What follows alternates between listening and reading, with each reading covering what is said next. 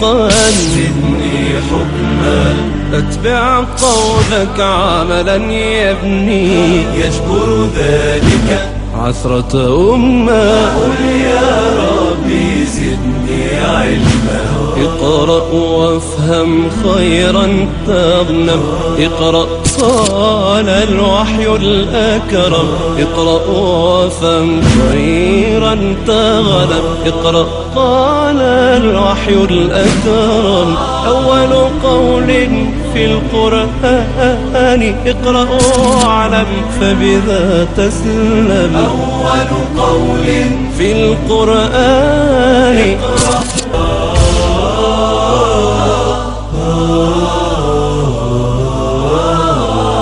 قل يا ربي زدني علما زدني فقها زدني حكما أتبع قولك عملا يبني يجبر ذلك عثرة أمة. قل يا ربي زدني علما اقرأ وافهم خيرا تغنم.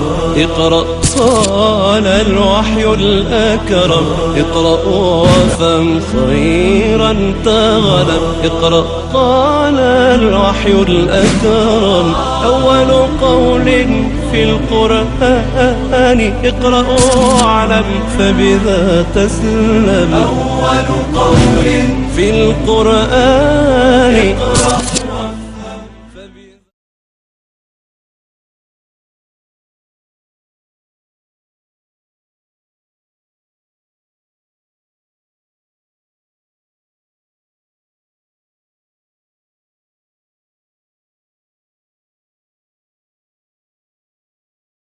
أعوذ بالله من الشيطان الرجيم.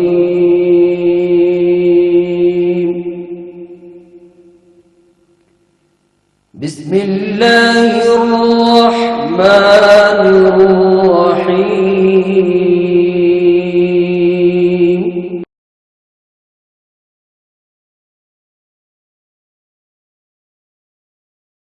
أعوذ بالله من الشيطان الرجيم.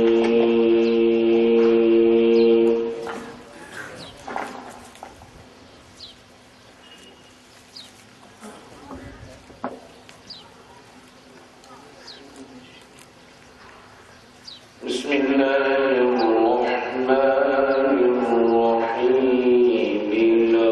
لقد صدق الله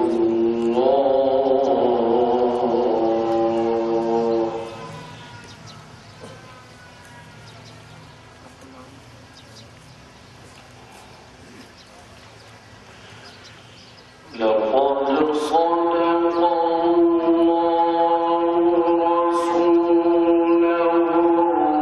الرؤيا بالحق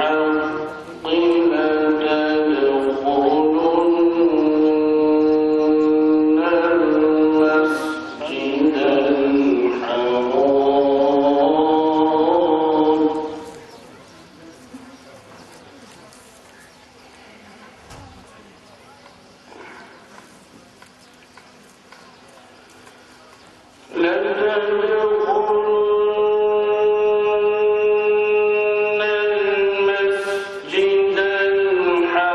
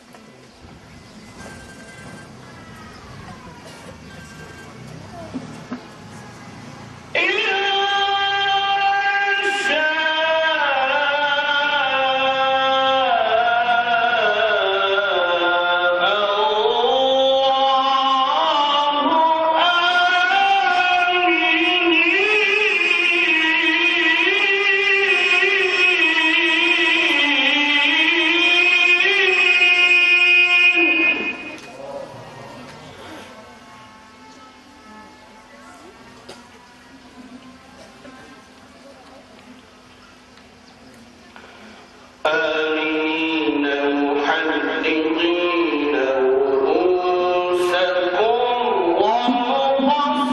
ومقصرين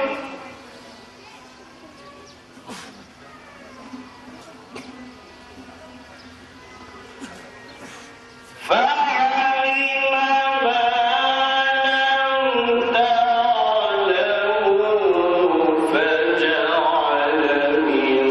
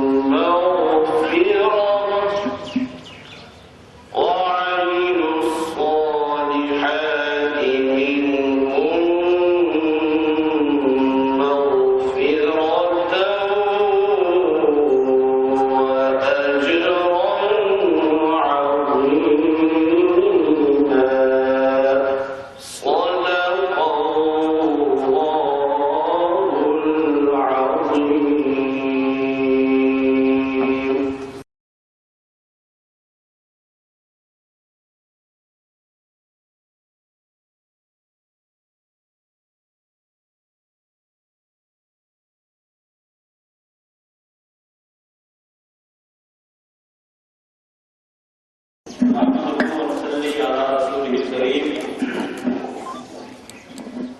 أعوذ بالله من الشيطان الرجيم. بسم الله الرحمن الرحيم. قال الله تعالى في كلامه المجيد والقرآن الحكيم: لا يستوي أصحاب النار وأصحاب الجنة، أصحاب الجنة هم الفائزون. لو أنزلنا هذا القرآن على جبل لرأيته خاشعا متصدعا من خشية الله. وقال تعالى: إنا عرضنا الأمانة على السماوات والأرض فأبين أن يحملنها وأشفقن منها وحملها الإنسان. وقال النبي صلى الله عليه وسلم: اطلبوا العلم ولو كان بالسين. إن الله وملائكته يصلون على النبي يا أيها الذين آمنوا صلوا عليه وسلموا تسليما. اللهم صل على سيدنا مولانا محمد وعلى آل سيدنا مولانا محمد وبارك وسلم عليهم تسليما كثيرا كثيرا. محترم حضرات، بزرگوں، دوستوں، میں آپ کے بیچ میں تھوڑا سا اپنا اور آپ کے یہاں کے پرانے عظیم طلبا کے بارے میں کچھ تفتیشائی کرنا چاہوں گا. میں آپ کے بیچ میں کوئی نیا نہیں ہوں، بہت پرانا شناسائی ہوں اور پرانا مداخل ہوں. سن 1988 سے لے کر کے اور 1978 سے لے کر کے 1988 تک 10 سال میں آپ لوگوں کے درمیان میں دارالعلوم میں رہا. ان بچوں میں سے ہمارے جو نمایاں بچے وہاں سے درجے حفظ سے اور عربی درجے سوم سے جو فارغ ہوئے تھے، ان میں سے حافظ مفتی اعجاز الحسن بانی بھی. یہ وہ طالب علم ہیں بلا تعلیم کے، بطور تحدیث نعمت کے میں عرض کروں گا کہ جن کو خدا وحدہ لا شریک نے ذہانت سے نوازا اور شرارت سے بھی نوازا. ہمارے بزرگوں میں کہنا یہ ہے، علماء کرام کا، شرارت اچھی چیز ہے، خباثت بری چیز ہے. خباثت نہ ہو، شرارت وہی اچھی چیز ہے. شریر بچہ ہی اس کا ذہن کمپیوٹر ہوتا ہے، چیز کے اندر چلتا ہے. بہرحال بھائیو اور دوستو، یہ ہمارے گھر یو پی کے اندر ضلع بستی میں 3 یا 4 دفعہ خود گئے. ان کے والد صاحب بھی وہاں تشریف لے گئے اور ان کے تعلیم کے اندر ان کے باپ ماسٹر غلام حسن پانڈے صاحب جو آج علیل ہیں، ان کے گھر کی بد تشریف فرما ہیں. دیکھتے ہی انہوں نے خالی رونا شروع کیا. ان کی زبان کام نہیں کر رہی ہے، ان کا پاؤں کام نہیں کر رہا ہے. اسی طریقے سے وہ بیچارے کیا کہتے ہیں، بہت ہی محفوظ. لیکن دیکھا تو پرانی یاد آتا ہے اس بچے کے پڑھانے کے اندر وہ دور سن 1978 سے لے کر کے تعلیمی دور، کشمیر کا دینی تعلیمی دور بھائی اور دوستوں بہت ہی انتخاب پذیر تھے. اس دور کے ہمارے یہاں بہت سے بچے بیٹھے ہوئے ہیں. ہمارے مجھے فاروق صاحب بھی یہ نمبرات لگا رہے تھے بطور جج کے، اور ہمارے مجھے نواز صاحب، مجھے احمد صاحب، ایسے بہت سارے بچے ہیں کشمیر میں. مگر سری نگر کے اندر مگر بلوا کے ہمارے حاجی محمد رمضان صاحب اللہ کو پیارے ہو گئے. ان کے ہی داماد نے وہاں زمین وقت کیا دارالعلوم صحبت بنانے کے لیے. اور میں بھی عرض کروں آپ سے کہ ایک مرتبہ مولانا رسول شاہ صاحب کی برسی میر وائد منزل کے اندر ہوئی اور اس کے اندر ہم اپنے بچوں کو لے کر کے شریک کی، جس میں سے یہ مفتی اعجاز الحسن بانی ہوئی. یہ آج سے تقریباً 25 سال پہلے کی بات ہے. میں آپ کو یہ تعریف نہیں سنا رہا ہوں، میں آپ کو اپنی آبیدی سنا رہا ہوں. اس لیے سنا رہا ہوں کہ آپ لوگوں کے اندر شوق پیدا ہو، بیداری پیدا ہو. کشمیر کے اندر، پورے وادی کشمیر کے اندر تعلیمی بیداری کی آج بھی ضرورت ہے. اور یہ تعلیمی بیداری جو آپ کے یہاں آئی ہے سن 1988 کے بعد آئی ہے. بہت بعد میں تعلیمی دینی بیداری کشمیر کے اندر آئی ہے. میں نے یہاں کے ایسے ایسے حالات دیکھے ہیں کہ اگر میں آپ کے سامنے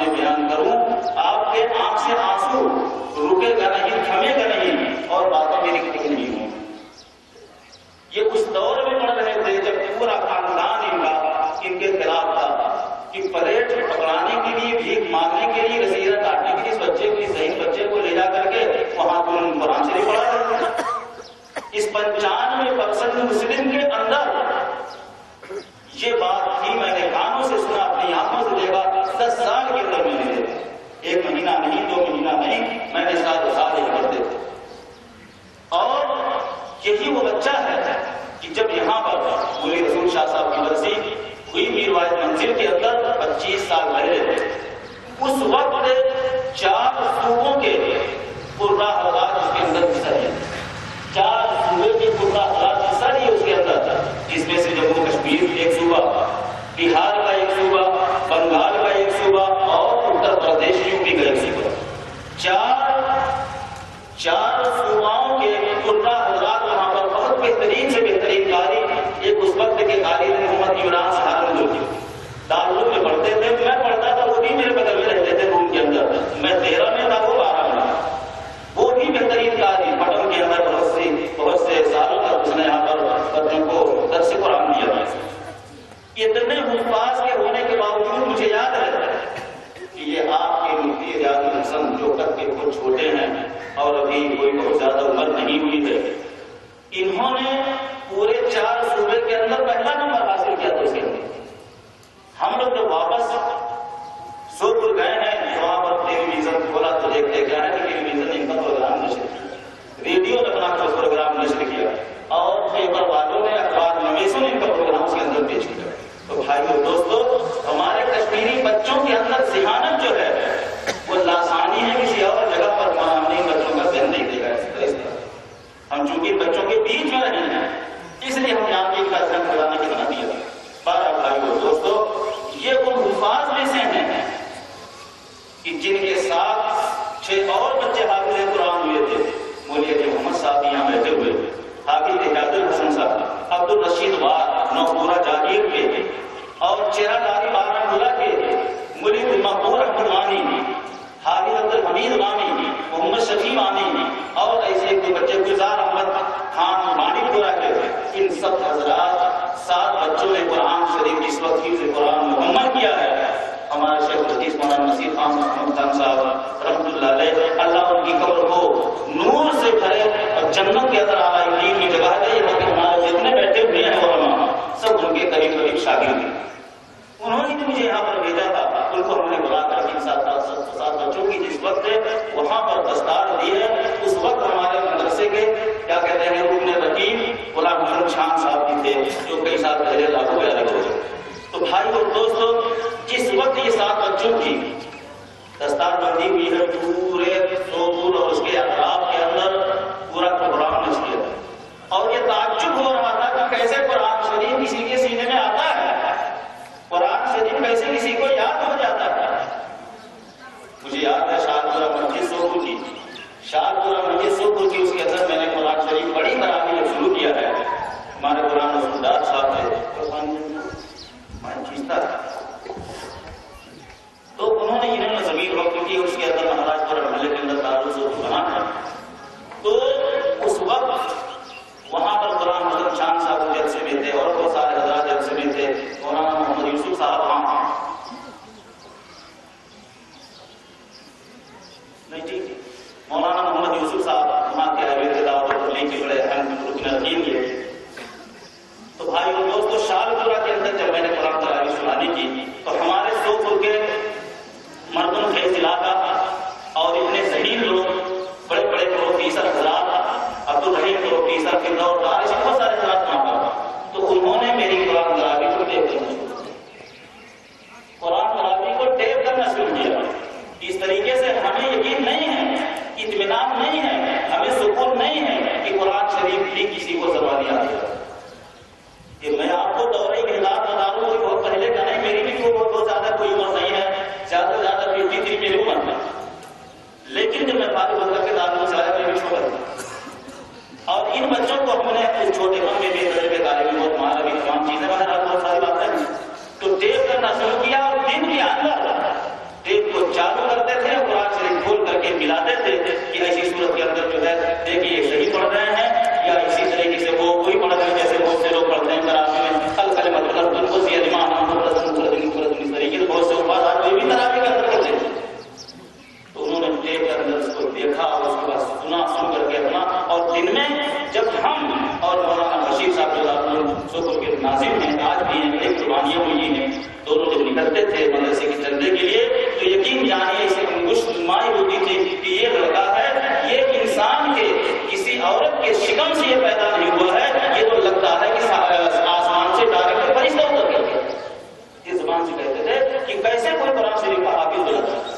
بھائیو دوستو، آج اللہ کا کرم ہے، مجھے بہت خوشی ہے، پہلا سفر میرا 22 سال کے بعد ہوا، میں نے دیکھا یہاں کا کھایا پڑتا ہوا ہے۔ ہمارے اس وادی کشمیر کے اندر شادی کے وقت میں دلہن کی طرف سے یہ اشارہ ملتا تھا، ایک طرح کا عقل نافذ کرتی تھی کہ میرا دلہا بن کر کے وہ آ جائے گا جس کے چہرے پر داڑھی نہیں۔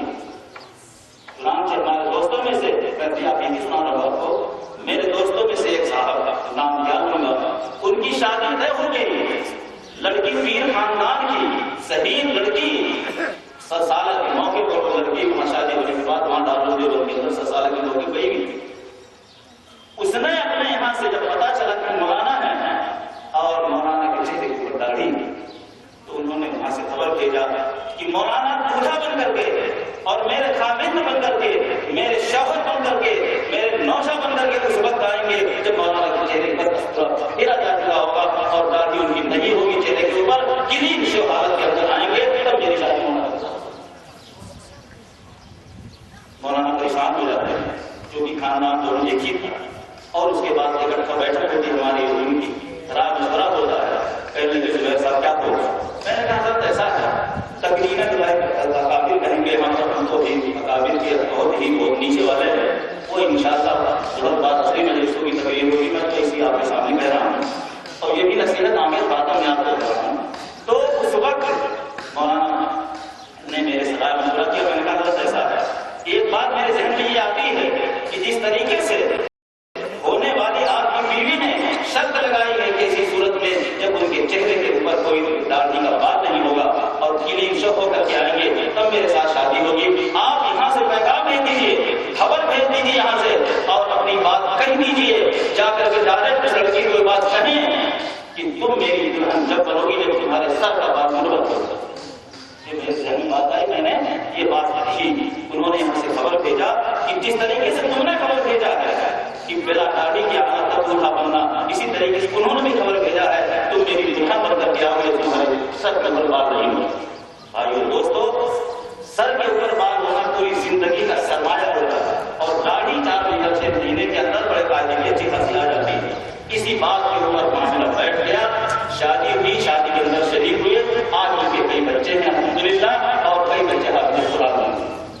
تو یہ ماحول بھائی اور دوستوں اس وقت کا، اور آج یہ میں لگ بھگ 7-8 سال سے میں دیکھ رہا ہوں یہ ماحول کہ ہمارے ان نونہالوں کا، ہمارے ان ایک منور اور خوبصورت چہرے کے اوپر جو داڑھی میں آج دیکھ رہا ہوں، یہ میں نے اپنے موجودگی میں 10 سال میں بوڑھے کے چہرے پر بھی داڑھی میں نہیں دیکھی۔ یہ بات کروانے جاتے تھے، دیکھتے تھے سب سے پہلے بوڑھا بیٹھا تھا، تصور بھائی اور دوستوں اس وقت ہی جو کہ مدارس نہیں تھے، مدارس کا جب جال یہاں پر بچھا ہے، اس وقت جب میں تھا پورے وادی کشمیر کے اندر معروف مشہور جو ادارے تھے صرف 6 ادارے، صرف 6 ادارے تھے، اور آج میرا خیال ہے 300 ادارے ہوں گے، مولانا آج سے تو 300 ادارے ہوں گے۔ یہ جن اداروں میں داخل تھا مولانا ہمارے رحمۃ اللہ صاحب میرے ہم سبق ساتھی ہیں، مولانا رحمۃ اللہ صاحب پیر کشمیر میرے ہم سبق 4 سال تعلق کے ساتھی ہیں، تب اکٹھا ہم لوگوں نے پڑھا، ہر حالت میں ہم ان کو دیکھے ہیں وہ ہم کو دیکھے ہیں۔ تو ان کا ایک ادارہ تھا، یہ تھا ادارہ ہندواڑہ کے اندر ادارہ تھا، گنگولہ کے اندر ادارہ تھا، رامسور کے اندر بادنار کے بعد وہاں ایک ادارہ ایسی، اور یہاں مدینہ العلوم قاسمی سے پرانے ادارے ہیں۔ تو بھائیو اور دوستو، آج بھی یہ ترقی دیکھ کر کے اور مجھے اتنا خوشی ہوتی ہے کہ پچھلے سال بھی میں آج میں نے یہ بات اس وقت بھی کہی تھی، آج بھی کہہ رہا ہوں یہ بات، لیکن آج بھی اب بھی ضرورت ہے، ابھی نقص ہے، ابھی کمی۔ ابھی کے رسول کر کے حافظ قاری صاحب کی مجھے بڑی خوشی ہوئی، وہ پرانی یاد مفتی اعجاز الحسن ماڈے کی یاد تازہ ہو جاتی ہے جس وقت میں نے ان کی رسولیات کشمیر کے اندر تلفظ کا کوئی مسئلہ ہی نہیں تھا، پہلے تلفظ کوئی جانتا ہی نہیں تھا کہ قرآن شریف کے اندر تجوید ہے کیا چیز، گریمر قرآن شریف کا ہے کیا چیز، اور قرآن شریف کا تلفظ ہے کیا چیز، یہ تو بالکل ان کا تھا، ایک دم بالکل خواب کا سپنا تھا۔ لیکن آج اللہ کا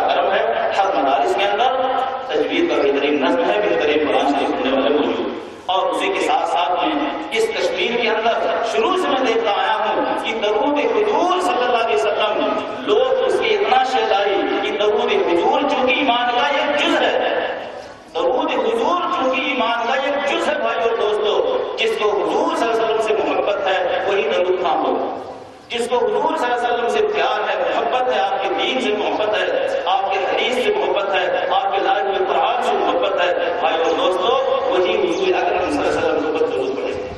مجھے یاد ہے، میں آپ کو بتاؤں، کشمیر کے اندر چاہے کوئی افیسر ہو، ڈی ایم ہو، ایس ڈی ایم ہو، ڈی ایس پی ہو، کوئی بھی ہو، لیکن ہم مجلسوں کے اندر بیٹھے ہیں، اپنی ضروریات کے لیے جاتے تھے اور ان سے باتیں ہماری ہوئی تھی. ایک ہم ایس پی کے پاس گئے، اس وقت سوپور کے اندر وہ تعینات تھا. وہاں پر گئے تو بڑے پیار محبت سے باتیں کی انہوں نے، مغرب سے لے کر ان کا ٹائم خالی تھا.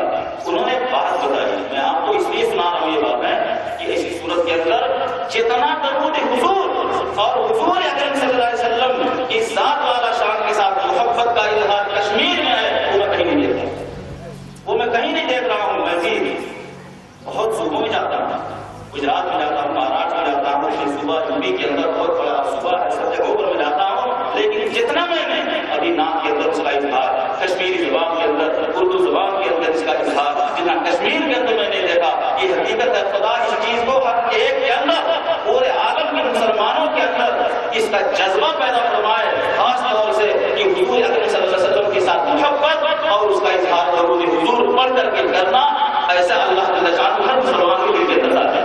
ہم بیٹھے ہوئے ہیں، ایس ڈی ایم صاحب کے پاس بیٹھے ہیں اور ایس ڈی ایم صاحب اپنی آپ جی سنا رہے ہیں.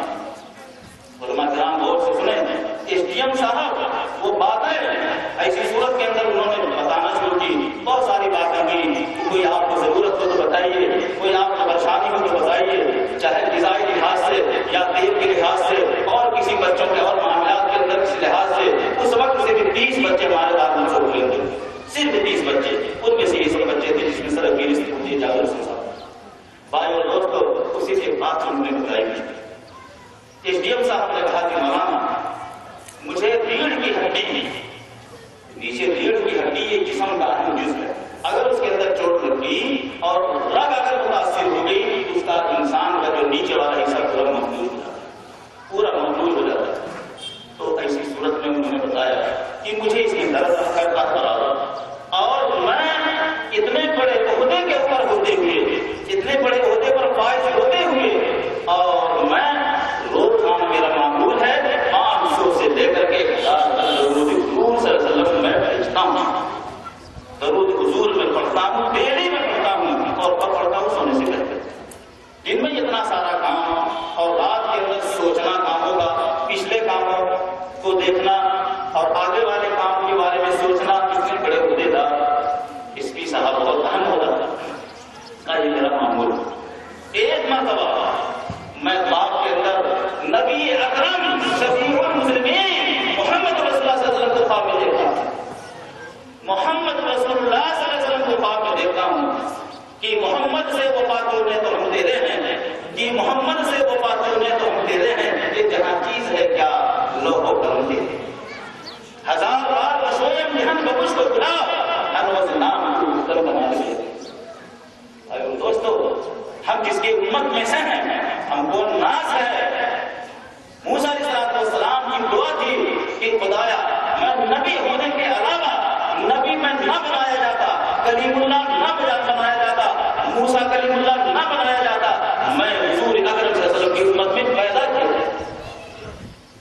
میں محمد رسول اللہ صلی اللہ علیہ وسلم کی امت میں سے پیدا کیا جاتا ہے. میں اپنے کو خوش قسمت سمجھتا ہوں. یہ کس کی دعا تھی، کس کی تمنا تھی، کس کی آرزو تھی؟ موسیٰ کلیم اللہ. موسیٰ علیہ السلام کا تذکرہ قرآن شریف میں قریب اکثر نبیوں سے زیادہ تذکرہ موسیٰ علیہ السلام کا.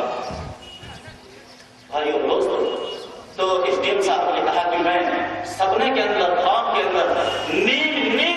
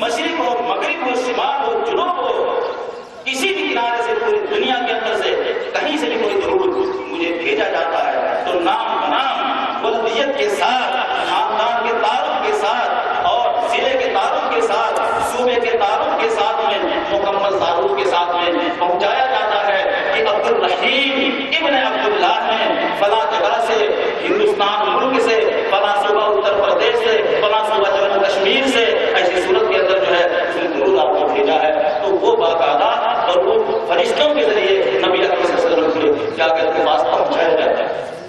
تو بھائیو اور دوستو، FDM صاحب نے کہا کہ اسی صورت کے اندر اے اللہ کے رسول صلی اللہ علیہ وسلم، آپ خاتم النبیین ہیں، آپ خاتم المرسلین ہیں، رحمت دو عالم صلی اللہ علیہ وسلم ہیں، اور آپ شافی محشر ہیں، اور آپ ساقی کوثر ہیں، آپ سب کچھ ہیں، تو ایسی صورت کے اندر مجھے ریڑھ کی ہڈی میں درد آتا ہے۔ مجھے ریڑھ کی ہڈی میں FDM صاحب نے بتایا کہ مجھے حضرت ریڑھ کی ہڈی میں درد ہے۔ محمد رسول اللہ صلی اللہ علیہ وسلم نے کشمیری زبان کے اندر فرمایا یہ کشمیری زبان میں طرح دکھاؤ کام کرتا ہے، در صحاب کچھو دو، مجھے دکھاؤ میرے امتی تمہیں درد کہاں ہے۔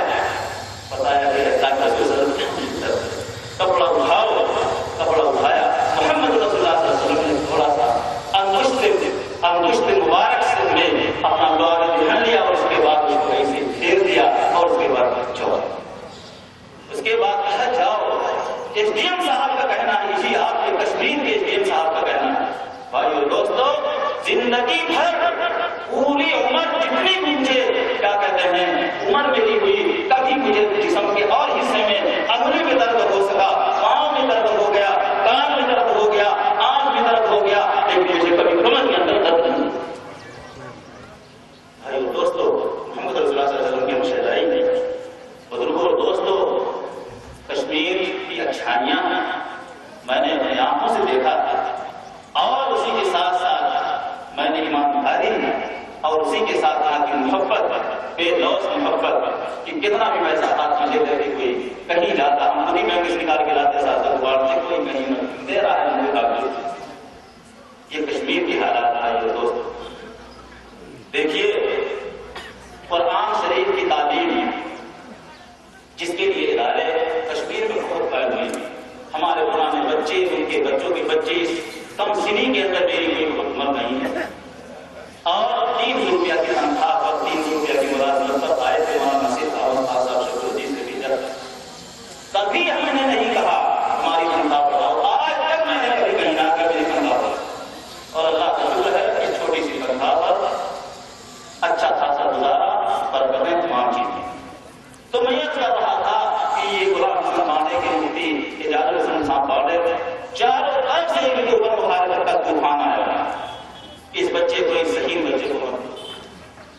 بچے کو مدرسے کے اندر نہ بےکار ہو جائے گا، ذہن خراب ہو جائے گا، ڈاکٹر بنے گا، انجینئر بنے گا، بہترین سائنسداں بنے گا، تاکہ دیکھو کچھ بھی ہو مجھے قرآن شریف پڑھانا۔ جبکہ اس وقت ماسٹر صاحب نماز کے بھی پابند نہیں تھے، اللہ نے ان کو سے بھی نماز کی پابندی ہے۔ اسی کے ساتھ دسمبر میں چھٹی ہوئی، کہنے لگے مولانا اس کو اپنے ساتھ لے کے جائے۔ اتفاق کی بات 1981 کے اندر قرآن شریف وہاں مجھے سناتے تھے، وہیں پر حافظ قرآن ہوئے ہیں یوپی کے اندر، رسمی طور سے وہیں پر 1981 کے اندر حافظ قرآن۔ اللہ جل شانہ قبول فرمائے۔ ابھی انہوں نے ادارہ اپنا کھولا ہے، اور دیکھیے دینی تعلیم کی بہت ہی زیادہ ابھی یہاں پر ضرورت ہے، اور اسی کے ساتھ ساتھ میں ابھی یہ ان کا مدرسہ کرایہ کا چل رہا ہے، 2-3 سال سے چلا بھی کرایہ ہے، نہ زمین اس کی ہے نہ اور کسی چیز ہے۔ تو بہرحال ایک تو یہ مجھے گزارش آپ طرف سے کرنی ہے کہ ایسی صورت کے اندر ہر لحاظ سے ایسے ادارے کے تعاون کی ضرورت ہے، اور اس بچے مفتی اجازت حسن پاؤڈر کے اوپر دست شفقت رہنے کی ضرورت ہے۔ بھائیو دوستو، قرآن شریف یہ منزل من السماء کتاب ہے، دشمنان اسلام نے کتنا دریا گرد کر دیا، بانٹ کر کتنا دریاؤں کے اندر ڈال دیا، ہر دور کے اندر قرآن شریف سے مخالف رہے ہیں، آج بھی دنیا کے اندر قرآن شریف کے بظاہر مخالفین بہت ہے، لیکن بھائیو دوستو جس کو خدا رکھے اس کو کون چکے۔ قرآن شریف کہتا ہے اِنَّا نَحْنُ نَزَّلْنَا الذِّكْرَ وَإِنَّا لَهُ لَحَافِظُونَ،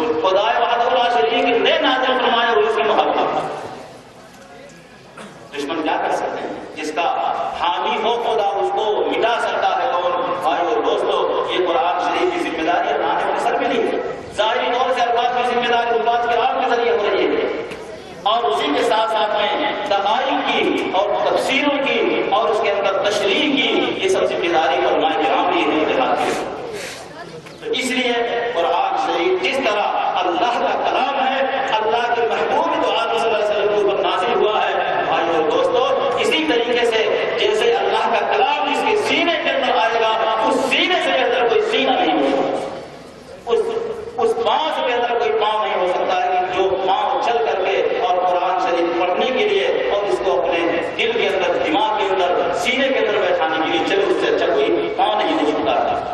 حضرت تھانوی رحمۃ اللہ علیہ نے اپنے فتاوی کے اندر لکھا ہے کہ حافظ قرآن کا جس وقت انتقال ہوتا ہے، حافظ قرآن کا جس وقت انتقال ہوتا ہے، جس زمین کے اندر ان کو سپرد خاک کرنا ہوتا ہے، اس زمین کو مخاطب کر کے خدا وحدہ لا شریک فرماتے ہیں کہ اے زمین خبردار، تیرے سینے میں میرا وہ لاڈلا رہا ہے کہ جس کے سینے میں میرا قرآن ہے، میرا کلام ہے، خدا کے واسطے کہیں اس کے کوئی گزر نہیں پہنچانا، کوئی تکلیف نہ پہنچانا۔ زمین ادھر سے جواب دیتی ہے، خدایا جس کا کلام، جس کا آپ کا کلام جس کے سینے کے اندر ہے، ایسی صورت کے اندر میں کیسے اس کے جسم کو تکلیف پہنچا سکتا؟ بھائیو دوستو، عجیب حالات ہیں کہ قرآن شریف کی لاش، قرآن شریف کے پڑھنے والے کی حافظ قرآن کی لاش رکھی تھی۔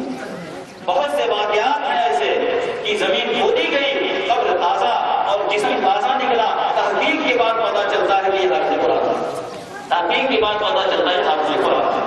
بھائیو دوستو بزرگوں، قرآن شریف کسی کے سینے کے اندر آ جانا اور کسی کو زمانی یاد ہو جانا، اس سے بڑی دولت دنیا کی کوئی نہیں ہو سکتی ہے۔ آج کیا وجہ ہے کہ ایک حافظ قرآن آج دین کے بلاوے کے اوپر پورے وادی کشمیر کے چنے ہوئے حضرات یہاں پر تشریف فرما، ایسے خطر کے یہاں کے اوپر تشریف فرما، بھائی دوست جو ہے بڑا سے بڑا ڈاکٹر اپنے پیچھے 10-20 آدمی کو نہیں گھما سکتا، بڑا سے بڑا فلاسفر اپنے پیچھے 2-4 آدمی کو نہیں گھما سکتا، لیکن عالم دین حافظ قرآن بھائی اور دوستوں تراویح اگر پڑھاتا ہے، ہزاروں، 20,000، 25,000، 50,000 لوگ سے حضرات ان کے پیچھے تراویح پڑھتے، ان کے پیچھے نماز پڑھتے ہیں، وہ رکوع کرتے ہیں ان کے پیچھے رکوع کر رہے ہیں، سجدہ کر رہے ہیں ان کے پیچھے سجدہ کر رہے ہیں۔ کیا بات ہے؟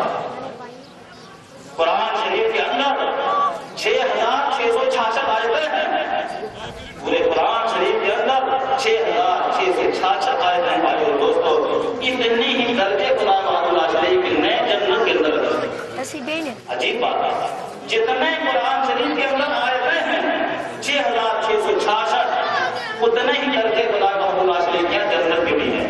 کل کہا جائے گا حافظ قرآن سے، اقرا وارتقی، تو پڑھتا جا اور چڑھتا جا، جہاں تیری آخری آیت ہوگی وہی تیری آخری منزل ہوگی۔ 6,666 کے مرتبہ کے اوپر اس کی منزل ہوگی، آپ بتائیے، نہ وہاں پر صالحین پہنچ سکتے ہیں اور نہ وہاں پر اور ایسے لوگ پہنچ سکتے ہیں جہاں پر حافظ قرآن اور اس کے والدین کو کل قیامت کے لیے کتنا بہترین تاج، کتنا بہترین اعزاز کا تاج سر کے اوپر رکھا جائے گا۔ بھائی اور دوستو، وہی اگر کسی آدمی کے گھر میں یا کمرے میں آ جائے تو ایسی صورت کے اندر بھائی اور دوستو چاند اور سورج سے نہیں زیادہ وہ تاج ہوگا۔ اور یہ بھی حافظ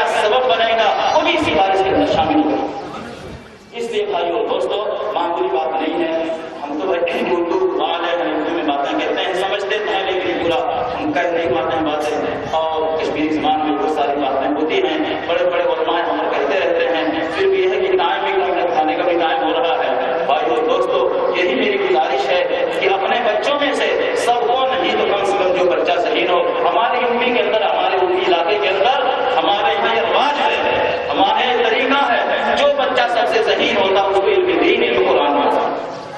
میرے ساتھ آئیے، ساتھ آئیوں میں سے 3 بچے ذہین اور تینوں کو حافظ قرآن میرے والد صاحب نے بنایا۔ اسی طریقے سے جو بھی علامہ انور شاہ کشمیری رحمۃ اللہ علیہ، علامہ انور شاہ کشمیری رحمۃ اللہ علیہ، اللہ تعالیٰ ان کی قبر کو نور سے بھرے اور جنت الفردوس میں اعلیٰ دین میں جگہ دے۔ بھائیو دوستو، کیسی ہستی گزری ہے ہمارے کشمیری بچوں کا ذہن۔ میں 10 سال آزما چکا ہوں اور صوبوں کے بچوں سے کہیں زیادہ ذہین ہمارے کشمیری بچے، ہوشیاری ان کے اندر زبردست، ذہانت ان کے اندر زبردست۔ علامہ کشمیری رحمۃ اللہ علیہ کا علم پورے دنیا کے اوپر حاوی تھا۔ کوئی کچھ ملکوں کی بات میں نہیں کہہ رہا ہوں، اپنے وقت کے، اپنے زمانے کے علامہ کشمیری رحمۃ اللہ علیہ ثانی جیسا کوئی عالم نہیں تھا۔ جہاں بھی آپ رہتے تھے آپ ہی اس کے صدر ہوتے تھے، جہاں بھی آپ مجلس میں رہتے تھے آپ ہی اس کا آپ سے بول پاتا تھا۔ اتنا زبردست خدا بحب اللہ شریف نے ان کو دماغ دیا تھا، ایک بات دیکھتے تھے 40 برس تک وہ بات نہیں کیا۔ تو یہی نہیں، کتاب کا بھی حوالہ دیتے کہ فلاں کتاب میں نے دیکھا ہے، فلاں پیج پر میں نے دیکھا ہے اور فلاں جگہ پر میں نے دیکھا ہے۔ 40 سال تک ان کو باتیں یاد رہتی۔ ایسا ذہین فطین عالم علامہ کشمیری جیسا رحمۃ اللہ علیہ رحمۃ واسعہ کوئی نہیں گزرا ہے۔ بھائیو دوستو، انہی کی سرزمین، انہی کی سرزمین، انہی دعاؤں کا نتیجہ تھا آج ہمارے کشمیر کے اندر اللہ تعالیٰ دین کا بول پا رہا ہے۔ بھائیوں سے، بزرگوں سے، سرمایہ داروں سے، ذمہ داروں سے یہی گزارش ہے کہ دیکھیے کل آنکھیں بند ہونے کے بعد جتنا ہم نے کمایا سب دوسرے اس کے وارث بن گئے، جتنا ہم نے کیا سب اس کے دوسرے وارث بن گئے، لیکن جو ہمارے کام آنے والی چیز ہے وہی علم قرآن، علم حدیث، اور یہی بھائیوں دوستو یہی دینی تعلیم، یہی ہمارا بچہ، ہمارے ذریعے نجات کرنے والا بچہ کل جس وقت ہم اور آپ اپنے قبروں میں چلے جائیں گے بھائیوں دوستو، فاتحہ کون پڑھے گا، ایثار ثواب کون کرے گا؟ وہی بچہ جس کو ہم نے علم دین سے روشناس بنایا ہے، جس کو ہم نے حافظ قرآن بنایا ہے، حامل قرآن بنایا ہے، حامل حدیث بنایا ہے، وہی بچہ جائے گا بابو صاحب مرحوم کے قبر پہ کھڑا ہو کر کے ایثار ثواب کرے گا۔ اور روحوں میں جس وقت تقسیم ثواب ہوگا، ہفتے کے اندر 2 دن ایسے آتے ہیں، 3 دن ایسے آتے ہیں، جمعرات، جمعہ اور روشنبہ، منڈے کے ہو گئے، 3 دن ایسے آتے ہیں کہ جو بھی کسی میت کے ایثار ثواب کیا جاتا ہے وہ آپس میں تقسیم ہوتا ہے، آپس میں تقسیم ہوتا ہے وہ ثواب۔ جس کے یہاں زیادہ ملے گا ثواب وہ اش کرے گا کہ دیکھا میں نے اپنے بچے کو علم دین کی لائن میں لگایا تھا، اس نے مجھے پورا قرآن شریف پڑھ کر کے ایثار ثواب کیا۔ آپ نے قرآن سے پڑھ کے ہم لوگ سفر میں رہتے تھے، اتنا لمبا سفر طے کر کے آئے ہیں مودی جا کے کی دعوت پر، کیونکہ ہمارے بچے ہیں یہ بھی میرے گھر گئے ہیں، 2000 کلومیٹر سفر کر کے آئے ہیں۔ اتنے سفر میں چونکہ حافظ ہونے کے ناطے قرآن شریف ختم ہو جاتا ہے، آتے بھی ختم ہو جاتا ہے، جاتے بھی ختم ہو جاتا ہے۔ حافظ قرآن نہ ہوتے تو اتنا کثیر تعداد میں تلاوت کیسے کرتے؟ غیر حافظ قرآن شریف اٹھائے گا، اس کو وضو کی بھی ضرورت ہے، اٹھا کر کے کھولے گا، اور سفر کے اندر مختلف قسم کے لوگ رہتے ہیں، کیسے وہ بیٹھ کر کے پڑھے گا، کتنا پڑھے گا؟ اس لیے بھائیو دوستو، اس وقت دین کے اندر، دینی تعلیم کے اندر حفظ قرآن سے بڑی دولت دینی تعلیم کے اندر شاید کوئی گزری ہو سکتی ہے۔ بہت بڑی دولت ہے جس کے سینے میں قرآن مسجد، اس کے سینہ اچھا نہیں، جس کے گھر کے اندر قرآن کی تلاوت ہوتی ہے، اس سے زیادہ پر رونق، پر نور گھر کوئی نہیں ہو سکتا بھائیو دوستو، معمولی بات نہیں تھی۔ قرآن شریف کی جو کشش تھی محمد رسول اللہ صلی اللہ علیہ وسلم کے زمانے مبارک کے اندر، وہ کشش آج بھی موجود ہے، وہی کشش قیامت تک موجود رہے گی بھائی۔ اور جب تک اللہ اللہ کہنے والا کوئی ایک موجود ہوگا دنیا کے اندر، تب تک قیامت نہیں آ سکتی۔ جب اللہ اللہ کہنے والا پوری دنیا میں ایک بھی نہیں رہے گا، قیامت بھائی دوستو، ہمارے یہاں 2 بچے ہیں، 3 بچے ہیں، 4 بچے ہیں، اتنا تو ضرور کرنا چاہیے کہ میں اپنے بچے کو انشاءاللہ دینی تعلیم دلاؤں گا، دینی تعلیم کے لیے اس کو وقف کروں گا۔ اس لیے بھائیو دوستو، اس میں ہم نے اگر اپنے دنیاوی تعلیم کے کے اندر ایسے طریقے سے ان کو ڈالا کہ دینی تعلیم بھول بیٹھے، تو یہ جانیے کہ یہ بڑی پریشانی کی بات ہو سکتی ہے۔ میں آپ کو بڑا دردناک ایک واقعہ سناتا ہوں، غور سے سنیے۔ یہی کشمیر کے اندر میں جب 10 سال تک کشمیر میں تھا تو اس وقت سن 1982 کے اندر حیدرآباد سے ایک جماعت آتی، حیدرآباد سے ایک جماعت آتی ہے، اس میں ایک بہت بڑے بزرگ تھے، میرا خیال ان کی اس وقت ایج جو ہے 100 برس کی رہی ہوگی، بڑا نورانی چہرہ، بڑا نورانی چہرہ، اور اس وقت وہاں ہمارے مدرسے کے شہر میں بیٹھے اور تشکیل کر رہے تھے کہ بھائی اللہ کے راستے میں نکلو، اور اس کے بعد جو ہے اس کے بعد یہ واقعہ سنا کہ میں چھت میں ہوں، تو اسی موقع کے اوپر جو ہے اپنی آپ دینی سنایا، دینی تعلیم کی اہمیت بتایا، اور اسی کے ساتھ ساتھ میں دنیا کی تعلیم کو ضرورت کے مطابق پڑھانے کے لیے بھی فرمایا۔ انہوں نے کہا دیکھو افغانستان میں ایک واقعہ پیش آیا، انہوں نے سنایا میرے سے کہ افغانستان کے اندر ایک واقعہ پیش آیا کہ ایک صاحب کو ایک لڑکا اور ایک لڑکی، ایک حاجی ہیں، نمازی ہیں، اور اللہ نے ان کو دولت سے بے حساب نوازا جاتا ہے، ایک لڑکا اور ایک لڑکی، دونوں کو انہوں نے اتنا زیادہ تعلیم دی کہ چونکہ پیسہ ذاتی سبب موجود، اتنا زیادہ تعلیم دی کہ دونوں ہر چیز کے اندر، ڈاکٹری کے اندر اور انجینئرنگ کے اندر اور ہر چیز کے اندر لائق پائے ہوئے، تعلیم اس وقت دونوں کی مکمل ہوتی ہے، جوان ہو جاتے ہیں، ایک لڑکا ایک لڑکی، میاں بیوی ایک کمرے میں بیٹھتے ہیں، اور ان دونوں نونہال بچہ اور بچی دونوں کو بلاتے ہیں کمرے کے اندر، کمرہ بند کرتے ہیں، اور کمرہ بند کر کے کہتے ہیں کہ دیکھو بیٹا، تم کو میں نے پوری تعلیم دی جتنا میرے کے ساتھ تھی، جتنا میری طاقت تھی، بیٹی دیکھو تم کو بھی میں نے تعلیم دی، تمام کی، اب تمہاری جو منزل ہے، اب منزل دکھاؤ کی شادی کی، اس سے بھی میں سنتوش ہونا چاہ رہا ہوں، میں نے تمہارے اوپر کتنے لاکھوں روپیہ خرچ کرتا ہوں۔ لڑکے سے پوچھتے ہیں بیٹا تم نے بہت ساری تعلیم حاصل کی، شادی کے بارے میں تم اپنا رویہ بتاؤ، تم اپنا خیال بتاؤ، تم اپنا رجحان بتاؤ، اپنی رائے بتاؤ۔ بیٹا جواب کہتا بھائی اور دوستوں، خالی دنیا کی تعلیم حاصل کی تھی، دینی تعلیم سے کوئی کسی قسم کا ذرا بھی کوئی تعلق نہیں، خالی دنیا کی تعلیم نہیں۔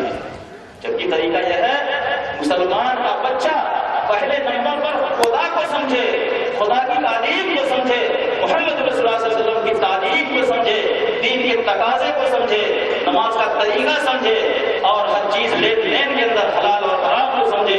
یہ دینی تعلیم کا، اسلامی تعلیم کا غلبہ ہو، اس کے بعد جو تعلیم چاہے حاصل کرے۔ اصل ہمارا اسلام نہیں ہے، ایمان نہیں ہے، تو اسی صورت کے اندر بھائی اور دوستوں مسلمان کی کچھ نہیں۔ بیٹا اپنی رائے دیتا ہے، رونے کی بات ہے، آنکھوں سے آنسو نہیں، خون نکلنے کی بات ہے، رائے دیتا ہے بیٹا کہ ابا جان، امی جان، کوئی حرج نہیں ہے، شادی لڑکا لڑکی کے ساتھ ہوتی ہے، لڑکے کو لڑکی چاہیے، لڑکی کو لڑکا چاہیے، مذکر کو مؤنث چاہیے، مؤنث کو مذکر چاہیے، نر کو مادہ چاہیے، مادہ کو نر چاہیے، یہی ہے کہاں کا کوئی حرج نہیں ہے، میں لڑکا ہوں، یہ لڑکی ہے، یہ میں مذکر ہوں، یہ مؤنث ہے، کوئی فرق نہیں ہے، ہم دونوں بہنوں کا آپس میں رشتہ جوڑ دو۔ یہ کون کہتا ہے؟ وہ لڑکا جس کے اوپر لاکھوں روپیہ خرچ کر ڈالا بعد میں، اور اسی کے ساتھ ساتھ میں لاکھوں روپیہ خرچ کر کے لڑکا اور لڑکی کو ڈگری، اونچی سے اونچی ڈگری دلایا، اور اس کے بعد وہی لڑکا کہتا جو دینی تعلیم سے محروم رکھا تھا، وہی لڑکا کہتا ابا جان، امی جان، کوئی حرج کی بات نہیں ہے، جوڑا موجود ہے، یہ نہیں سوچ رہا کہ میں بھائی ہوں، وہ بھی بہن ہے، اور دونوں عینی بھائی بہن ہیں، دونوں ایک ہی ماں کے شکم سے پیدا ہوئی ہیں، اور دونوں ایک ہی باپ کے صلب سے نطفہ نکلا ہے، اور دونوں حقیقی بھائی بہن نہیں سوچا کہ اس کو تعلیم اس طرح کی تھی نہیں، کہا ابا جان اس بہن کے ساتھ میری شادی کر دی۔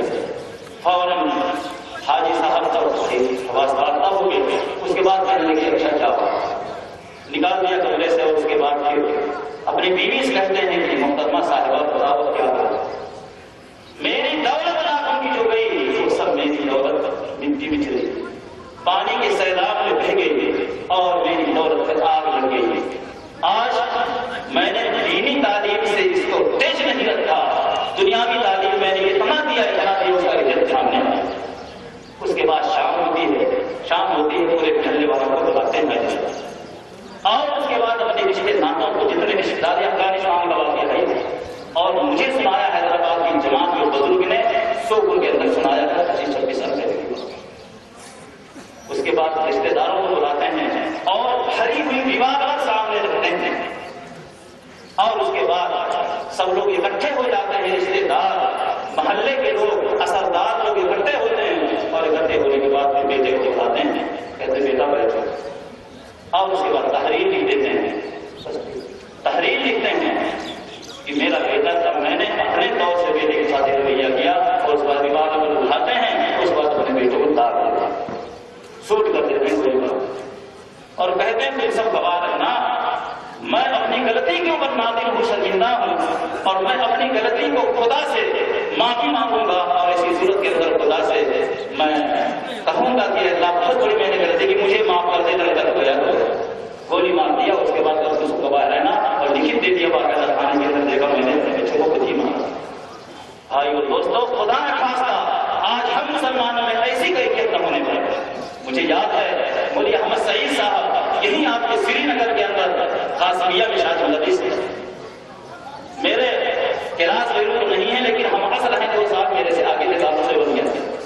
ایک مرتبہ بارہمولہ کے اندر امتحان لینے جاتے ہیں، یہ بارہمولہ کے اندر آپ کو میں یہی رہا ہوں، یہی کی بات میں آپ کو بتا رہا ہوں، اور امتحان لینے جاتے ہیں اسکول کے اندر، بچوں کو بلاتے ہیں اور پوچھتے ہیں بیٹے بتاؤ تمہارے پیغمبر کا کیا نام ہے، تم کس کی امت میں سے، تم کس کی امت میں سے؟ بچے بتاتے ہیں کہ ہمارے پیغمبر کا عیسیٰ علیہ السلام نام ہے، ہم عیسیٰ علیہ السلام کی امت میں سے۔ یہ آپ کی بات ہے۔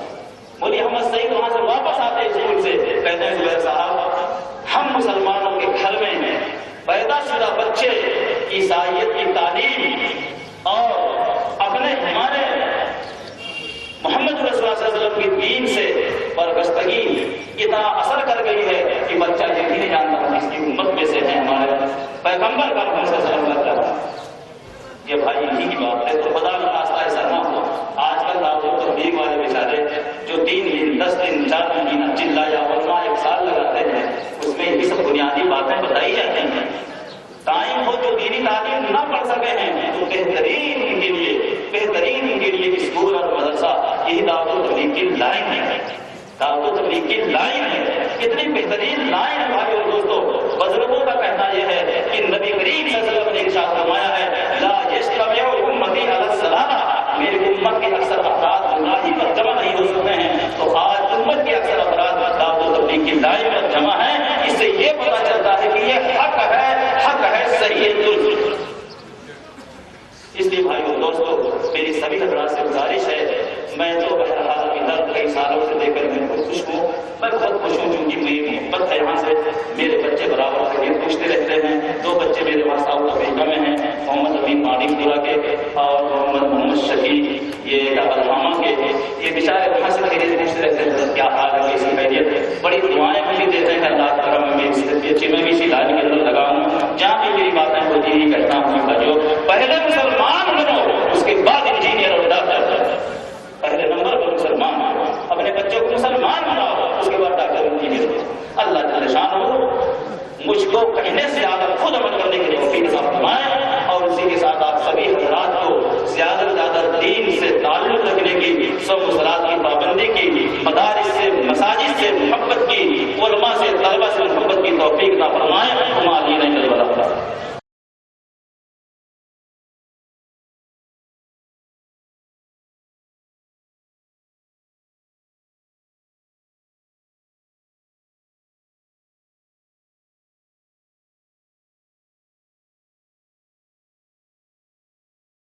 الحمد لله وكفى وسلام على عباده الذين اصطفى أما بعد أعوذ بالله من الشيطان الرجيم بسم الله الرحمن الرحيم وعلم آدم الأسماء كلها صدق الله العظيم۔ برادران جی سلام اور عزیز ساتھیوں، آپ حضرات کے سامنے ابھی یہ بات آئی کہ یہ مدرسہ سبیل الہدیٰ کا 3 سال کے بعد پہلا اجلاس عام ہے۔ خطبہ استقبالیہ کے ذریعے مدرسے کا نظام، مدرسے کا نصاب اور مدرسے کا پورا پروگرام آپ حضرات کے سامنے آیا ہے۔ اسی سے متعلق چند گزارشات میں آپ کے سامنے پیش کرنا چاہتا ہوں۔ بات یہ ہے کہ اصل مقصود اللہ کی رضا ہے۔ اصل یہ ہے کہ اللہ راضی ہو جائے، وہ جس طرح بھی راضی ہو جائے، جیسے بھی راضی ہو جائے، اس کو راضی کرنے کے لیے کچھ بھی کرنا پڑے، مقصود بالذات اللہ کو راضی کرنا ہے۔ اللہ اگر راضی ہو گیا تو دنیا بھی کامیاب ہو گئی اور آخرت میں بھی انشاءاللہ کامیابی حاصل ہو جائے گی۔ تو مقصود بالذات ہے اللہ کی رضا۔ لیکن اللہ کی رضا کو حاصل کرنے کے لیے، اللہ کو راضی کرنے کے لیے عمل صحیح کا ہونا ضروری ہے۔ جب تک آدمی کا ایمان صحیح نہیں ہوگا، آدمی کے اعمال صحیح نہیں ہوں گے، آدمی کی زندگی سنتوں کے مطابق نہیں ہوگی، آدمی کا جینا اور مرنا قرآن و حدیث کے مطابق نہیں ہوگا، اللہ راضی نہیں ہو سکے گا۔ تو اللہ کو راضی کرنے کے لیے ضروری ہے کہ آدمی اعمال صالحہ کرے، اعمال صالحہ کو اختیار کرے، اچھے اعمال اپنائے۔ لیکن اعمال کو صحیح طریقے سے انجام دینے کے لیے علم کا ہونا ضروری ہے۔ جب تک آدمی کے پاس علم دین نہیں ہوگا، آدمی کے پاس قرآن اور حدیث کا علم نہیں ہوگا، آدمی کو دینی باتوں کا علم نہیں ہوگا، سنتوں سے واقفیت اور جانکاری نہیں ہوگی، تو آدمی عمل صحیح نہیں کر سکتا۔ تو عمل کو صحیح کرنے کے لیے اور عمل کو صحیح بنانے کے لیے علم دین کا ہونا ضروری ہے۔ آدمی علم دین حاصل کرے تاکہ عمل صحیح ہو، اور عمل صحیح کرے تاکہ اللہ راضی ہو جائے۔ مقصود بالذات اللہ کو راضی کرنا ہے، لیکن اللہ کو راضی کرنا عمل صحیح پر موقوف ہے، اور عمل صحیح کا پایا جانا یہ علم دین پر موقوف ہے۔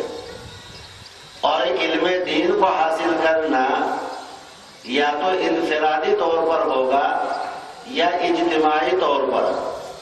یعنی علم دین کو حاصل کرنے کے لیے مدارس کا ہونا ضروری ہے، مکاتب کا ہونا ضروری ہے، دینی درسگاہوں کا ہونا ضروری ہے، تاکہ ان مدارس میں بیٹھ کر ان مدارس کے ذریعے ہمیں علم دین حاصل ہو۔ مدارس بھی انتہائی ضروری ہے۔ آدمی مدارس اور مکاتب کے قیام کو دین نہیں سمجھتا۔ اگر کوئی آدمی یہ سمجھتا ہے کہ یہ دین نہیں، یہ غلط ہے۔ مدارس کا قیام، مکاتب کا قیام یہ سنت الہی بھی ہے اور سنت رسول بھی ہے۔ سنت الہی اور سنت رسول دونوں ہیں، اور سنت رسول اور سنت الہی اس سے بڑا دین اور کیا ہو سکتا ہے؟ تو مدارس کا قیام، مکاتب کا قیام یہ بھی دین کی اہم چیزوں میں سے ایک اہم چیز ہے۔ سنت الہی تو اس لیے ہے کہ اللہ رب العزت نے جب انسانیت کو پیدا فرمایا، آدمیت کو پیدا فرمایا، اور حضرت آدم علیہ السلام کو اللہ نے وجود بخشا، تو وجود ادا کرنے کے بعد اللہ رب العزت نے آدم کو براہ راست تعلیم بھی دی۔ باری تعالیٰ نے آدم علیہ السلام کو چیزوں کے نام بتائے، اشیاء کے نام بتائے، بہت ساری چیزیں جن کو آدم علیہ السلام نہیں جانتے تھے، آدم علیہ السلام واقف نہیں تھے، اللہ رب العزت نے آدم کو واقف کرایا اور ان چیزوں کی تعلیم دی، تو گویا باری تعالیٰ سب سے پہلے آدم علیہ السلام کو تعلیم دینے والے ہیں، اور آدم علیہ السلام اللہ رب العزت سے علم حاصل کرنے والے ہیں۔ تعلیم دینے والا مدرس کہا جاتا ہے، معلم کہہ دیتے ہیں، بہرحال تعلیم دینے والے اللہ تعالیٰ ہیں اور تعلیم حاصل کرنے والے آدم ہیں۔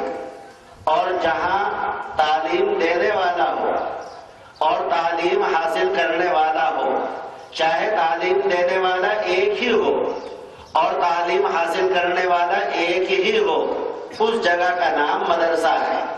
تو باری تعالیٰ نے مدرسے کی ایک شکل پیدا فرمائی، باری تعالیٰ نے مدرسے کی ایک ہیئت پیدا فرمائی اور یہ بتا دیا آدم علیہ السلام کو کہ دنیا میں جانے کے بعد پڑھنے اور پڑھانے کا کام بھی انجام دیا جائے گا، پڑھنے اور پڑھانے کا کام بھی ہوگا۔ تو اس اعتبار سے یہ سنت الہی ہے، سنت رسول بھی ہے۔ آپ حضور صلی اللہ علیہ وسلم کو اللہ رب العزت نے جب منصب نبوت اور رسالت سے سرفراز فرمایا اور آپ کو نبی ہونے کے منصب پر فائز فرما دیا اور آپ نے اپنی نبوت کا، رسالت کا اعلان کیا، توحید کا اعلان کیا، تو آپ کے اعلان کرنے پر، آپ کے دعوت دینے پر چند حضرات مسلمان ہوئے، چند حضرات اسلام میں داخل ہوئے، جن میں حضرت خدیجہ الکبریٰ رضی اللہ تعالی عنہا کا نام سر فہرست ہے، صدیق اکبر رضی اللہ تعالی عنہ ہیں، حضرت علی رضی اللہ تعالی عنہ ہیں، حضرت بلال رضی اللہ تعالی عنہ ہیں۔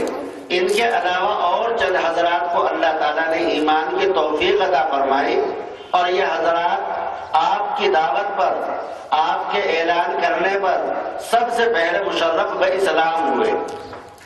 اس کے بعد آپ نے مکے کی گلیوں میں جا جا کر، مکے کے بازاروں میں جا جا کر، مکے کے محلوں میں جا جا کر اور مکے والوں کو اپنے پاس بلا بلا کر ایمان کی دعوت دی اور یہ درخواست کی کہ تم لوگ اسلام کے دائرے میں داخل ہو جاؤ۔ اللہ کے رسول صلی اللہ علیہ وسلم نے جب یہ کام اور خدمت انجام دینا شروع کی تو اب آپ کو ضرورت تھی ایک مرکز کی، آپ کو ضرورت تھی ایک درسگاہ کی، آپ کو ضرورت تھی ایک مدرسے کی جہاں آپ تشریف رکھیں اور وہ مسلمان جو ابھی تازہ مسلمان ہوئے ان کو احکام خداوندی سے واقف کرایا جائے، روح شناس کرایا جائے، قرآن کی نازل ہونے والی آیتوں کی تعلیم دی جائے اور دوسرے احکام انہیں بتائے جائیں۔ تو آپ کو ایک مرکز کی ضرورت تھی، آپ کو ایک جگہ کی ضرورت تھی، تو آپ نے مکہ المکرمہ میں ایک مکان فراہم کیا۔ مکان دو تین طریقہ پر فراہم کیا جاتا ہے، کبھی تو فراہم کیا جاتا ہے عاریتاً، یعنی کسی اللہ کے بندے سے اسے مانگ لیا بغیر کرائے کے، اور کبھی مکان فراہم کیا جاتا ہے استجارے کے طور پر، یعنی کرائے پر مکان کو لے لیا گیا، اور کبھی مکان فراہم کیا جاتا ہے بیع کے ذریعے، یعنی خرید لیا جائے اور اس کا مالک بن جائے۔ آپ حضور صلی اللہ علیہ وسلم نے جو مکان فراہم فرمایا وہ عاریتاً حاصل کیا گیا تھا، یعنی نہ تو مالکانہ حیثیت آپ کو حاصل ہوئی بلکہ کام کرنے کے لیے، وہاں بیٹھ کر لوگوں کو دعوت دینے کے لیے، قرآن مجید کی تعلیم دینے کے لیے، احکام خداوندی بتانے کے لیے آپ کو اس مکان میں رہنے کی، بیٹھنے کی، آنے کی اور دوسرے حضرات کے آنے اور جانے کی اجازت دے دی۔ اس کا نام ہے دار ارقم۔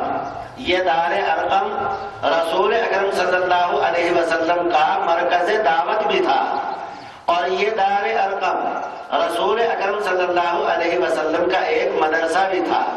مدرسہ بہی معنی تھا کہ اسی جگہ بیٹھ کر آپ لوگوں کو قرآن مجید مجید کی تعلیم دیا کرتے تھے، جو آیتیں نازل ہو جاتی لوگوں کو آپ بتایا کرتے تھے، اور جو ضروری احکام ہوتے ان ایمان لانے والے اور اسلام قبول کرنے والوں کو آپ بتا دیا کرتے تھے۔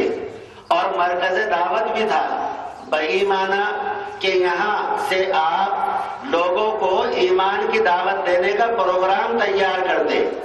بعض حضرات یہاں آ کر بھی مشرف بہ اسلام ہوئے، جیسا کہ عمر ابن خطاب رضی اللہ تعالیٰ عنہ کے بارے میں آپ حضرات نے سنا ہوگا کہ عمر ابن خطاب رضی اللہ تعالیٰ عنہ دار ارقم میں گئے تو تھے بری نیت سے، ارادہ تو کچھ اور تھا، لیکن وہاں جانے کے بعد اللہ کے رسول کے قدموں میں گرے اور اللہ نے آپ کو ایمان کی توفیق عطا فرمائی۔ تو یہ دار ارقم رسول اکرم صلی اللہ علیہ وسلم کا سب سے پہلا مدرسہ ہے، سب سے پہلا مرکز دعوت و فکر ہے، جہاں سے آپ دعوت دیتے تھے اور لوگوں کو تعلیم دیتے تھے۔ جب رسول اکرم صلی اللہ علیہ وسلم نے 13 سال مکہ المکرمہ میں گزار کر اللہ رب العزت کے حکم سے مدینہ طیبہ کا رخ کیا اور آپ مدینہ طیبہ پہنچے، تو ابتداءً تو آپ حضرت ابو ایوب انصاری رضی اللہ تعالیٰ عنہ کے مکان میں قیام پذیر ہو گئے، لیکن ان چند دنوں کے دوران آپ نے ایک زمین فراہم کی۔ زمین فراہم کرنے کے بعد سب سے پہلے ازواج مطہرات کے لیے چھوٹے چھوٹے بہت تنگ جن کے اوپر چھپر معمولی درجے کا پڑا ہوا تھا، یہ ازواج مطہرات کے لیے حجرے، ازواج مطہرات کے لیے گھر، ازواج مطہرات کے لیے کمرے تیار فرمائے۔ دوسرے نمبر پر آپ نے اللہ کا حق ادا کرنے کے لیے، اللہ کے سامنے عبادت کرنے کے لیے ایک مسجد کی تعمیر فرمائی، جس کو مسجد نبوی کہا جاتا ہے۔ تیسرے نمبر پر مسجد کے برابر میں آپ نے ایک چبوترا بنایا، جس چبوترے کو صفہ کہا جاتا ہے۔ یہ چبوترا در حقیقت رسول اکرم صلی اللہ علیہ وسلم کا قائم کردہ مکتب اور رسول اکرم صلی اللہ علیہ وسلم کا قائم کردہ ایک مدرسہ تھا۔ جو حضرات اسلام میں داخل ہو جاتے ان میں سے بعض حضرات اس صفہ کے اوپر آ کر شب و روز گزارتے تھے، شب و روز وہاں رہتے تھے، اور آن حضور صلی اللہ علیہ وسلم کی زبان سے جو نکلے ہوئے الفاظ ہوتے تھے یعنی احادیث، ان کو زبانی یاد کرتے تھے، اور آسمان سے جو قرآن مجید کی آیتیں نازل ہوتی تھی اور اللہ کے رسول کی زبان سے سنتے تھے، یہ حضرات صحابہ ان آیات کو زبانی یاد کرتے اور احادیث کو زبانی یاد کرتے۔ اس مدرسے اور مکتب سے یعنی صفہ سے بڑے بڑے حضرات صحابہ، بڑے بڑے محدثین، قراء اور حفاظ یہی سے پیدا ہوئے، جو حضرات صفہ کے مدرسے سے، رسول اکرم صلی اللہ علیہ وسلم کے مدرسے سے پڑھ کر سیکھ کر محدث ہوئے، حافظ ہوئے، قاری ہوئے۔ آج جو کچھ بھی آپ فیض دیکھ رہے ہیں یہ انہی حضرات صفہ کی برکت اور حضرات صفہ کی محنتوں اور کاوشوں کا نتیجہ ہے۔ ان حضرات نے بڑی محنتوں کے ساتھ، ان حضرات نے بڑی جدوجہد کے ساتھ، ان حضرات نے بڑی تندہی کے ساتھ دین کا علم حاصل کیا، اور دین کا علم حاصل کرنے کے بعد والوں تک وہ علم پہنچایا۔ میں آپ کو نمونے کے طور پر حضرت ابو ہریرہ رضی اللہ تعالی عنہ کا خود ان کی زبان کا بیان کردہ ایک واقعہ سنانا چاہتا ہوں۔ یہ حضرت ابو ہریرہ رضی اللہ تعالی عنہ بھی صفہ مدرسے کے ایک طالب علم تھے، رسول اکرم صلی اللہ علیہ وسلم کے مدرسے کے طالب علم۔ انہوں نے اپنا ایک واقعہ بیان فرمایا۔ واقعہ یہ بیان فرمایا کہ ہم لوگوں کے یہاں کوئی مطبخ نہیں تھا، باقاعدہ کھانے پینے کا نظم نہیں تھا۔ ہمارا مطبخ یہ تھا کہ اس کے مدینہ طیبہ کے زراعت پیشہ لوگ، مدینہ طیبہ کے کاشتکار، مدینہ طیبہ کے باغبانی کرنے والے، باغات کے مالک، ان کے باغات میں کھجوریں، تیار ہوتی تھی، پیدا ہوتی تھی، وہ حضرات کھجوروں کے گچھے اور کھجوریں توڑ توڑ کر رسول اکرم صلی اللہ علیہ وسلم کے مدرسے میں جو چاروں طرف دیواریں تھیں، ان دیواروں میں کچھ کھنڈیاں تھیں، کیلے تھی، ان کیلوں پر اور کھنڈیوں پر ان گچھوں کو لٹکا دیا جاتا تھا۔ حضرت ابو ہریرہ رضی اللہ تعالیٰ عنہ فرماتے ہیں کہ جب ہم لوگوں کو بھوک لگتی تو ہم لوگ ان گچھوں کے اوپر ڈنڈا مار دیتے، ڈنڈا مارنے کی وجہ سے 2-4 کھجوریں گر جاتی، ہم ان کو کھا لیتے اور کھانے کے بعد میں پانی پی لیا کرتے تھے۔ یہ ہمارے کھانے اور پینے کا نظم تھا۔ بعض مرتبہ ایسا ہوتا تھا کہ 2 اور 3 طالب علموں کے حصے میں ایک کھجور آتی تھی۔ جب ابو ہریرہ نے یہ کہا تو ایک شاگرد نے پوچھا کہ حضرت ایک کھجور میں 3 آدمیوں کا کیا ہوگا، کیسے پیٹ بھرتے ہوں گے؟ تو حضرت ابو ہریرہ رضی اللہ تعالیٰ عنہ نے فرمایا کہ ہم ایسا کرتے تھے کہ ایک کھجور کو ایک ساتھی نے اپنے منہ میں رکھا، تھوڑی دیر اسے چوسا، جب اس کا کچھ مٹھاس آ گیا تو وہ کھجور نکال کر دوسرے ساتھی کو دے دی اور اس نے پانی کا ایک کٹورا پی لیا۔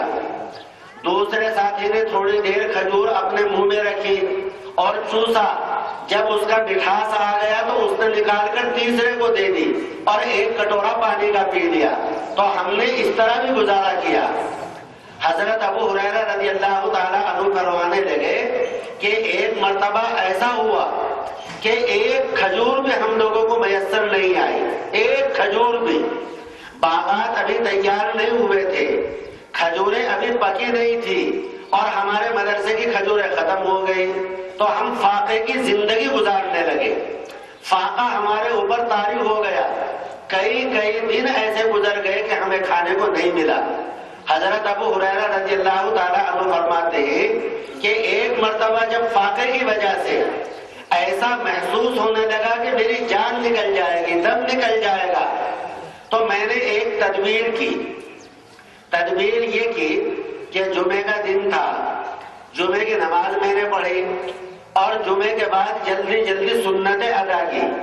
سنتیں پڑھنے کے بعد میں نمازیوں کی گزرگاہ پر آ کر بیٹھ گیا، جہاں سے نمازی گزرتے ہیں وہاں آ کر بیٹھ گیا، اور اس لیے بیٹھا کہ کوئی اللہ کا نیک بندہ میرے چہرے کو دیکھے اور مجھے بھوکا سمجھ کر اپنے گھر لے جائے۔ سوال کرنا، ہاتھ پھیلانا، مانگنا یہ حضرات صحابہ کی شایان شان نہیں تھی، اس کو وہ غیرت کے خلاف سمجھتے تھے، زبان سے مانگنا۔ تو ابو ہریرہ فرماتے ہیں کہ میں راستے پر جا کر بیٹھ گیا۔ اتفاق سے سب سے پہلے عمر ابن خطاب رضی اللہ تعالیٰ عنہ تشریف لائے، ان کے آنے پر میں کھڑا ہوا اور کھڑا ہونے کے بعد میں نے ان سے قرآن مجید کی ایک آیت کے بارے میں پوچھا، اور ابو ہریرہ خود دل کی بات بیان کرتے ہیں۔ وہ کہتے ہیں کہ قرآن کے بارے میں مجھے پوچھنا مقصود نہیں تھا، مجھے تو معلوم تھی وہ آیت پہلے سے۔ میرا منشا یہ تھا کہ عمر میرا چہرہ دیکھ کر پہچان جائے کہ میں بھوکا ہوں اور اپنے گھر لے جائیں، لیکن عمر سمجھ نہیں پائے۔ قرآن مجید کی وہ آیت بتا دی اور بتانے کے بعد آگے چلے گئے۔ حضرت ابو ہریرہ فرماتے ہیں اپنے دل میں کہ میں نے شکار کرنے کے لیے ایک تیر چلایا تھا لیکن وہ ناکام ہو گیا، اور مایوسانہ انداز میں وہ بیٹھ گئے۔ تھوڑی دیر گزرنے کے بعد صدیق اکبر رضی اللہ تعالیٰ عنہ تشریف لائے۔ ابو ہریرہ فرماتے ہیں کہ میں دوبارہ ہمت کر کے کھڑا ہوا اور ابو بکر سے اسی آیت کے بارے میں پوچھا جس آیت کے بارے میں عمر سے پوچھا تھا، اور اب بھی میرا مقصود پوچھنا نہیں تھا، میرا مقصود تو یہ تھا کہ مجھے ابو بکر اپنے گھر لے جائیں اور مجھے کھانا کھلا دیں، لیکن ابو بکر بھی سمجھ نہیں پائے۔ انہوں نے ابو ہریرہ کو وہ آیت بتا دی اور بتانے کے بعد آگے گزر گئے۔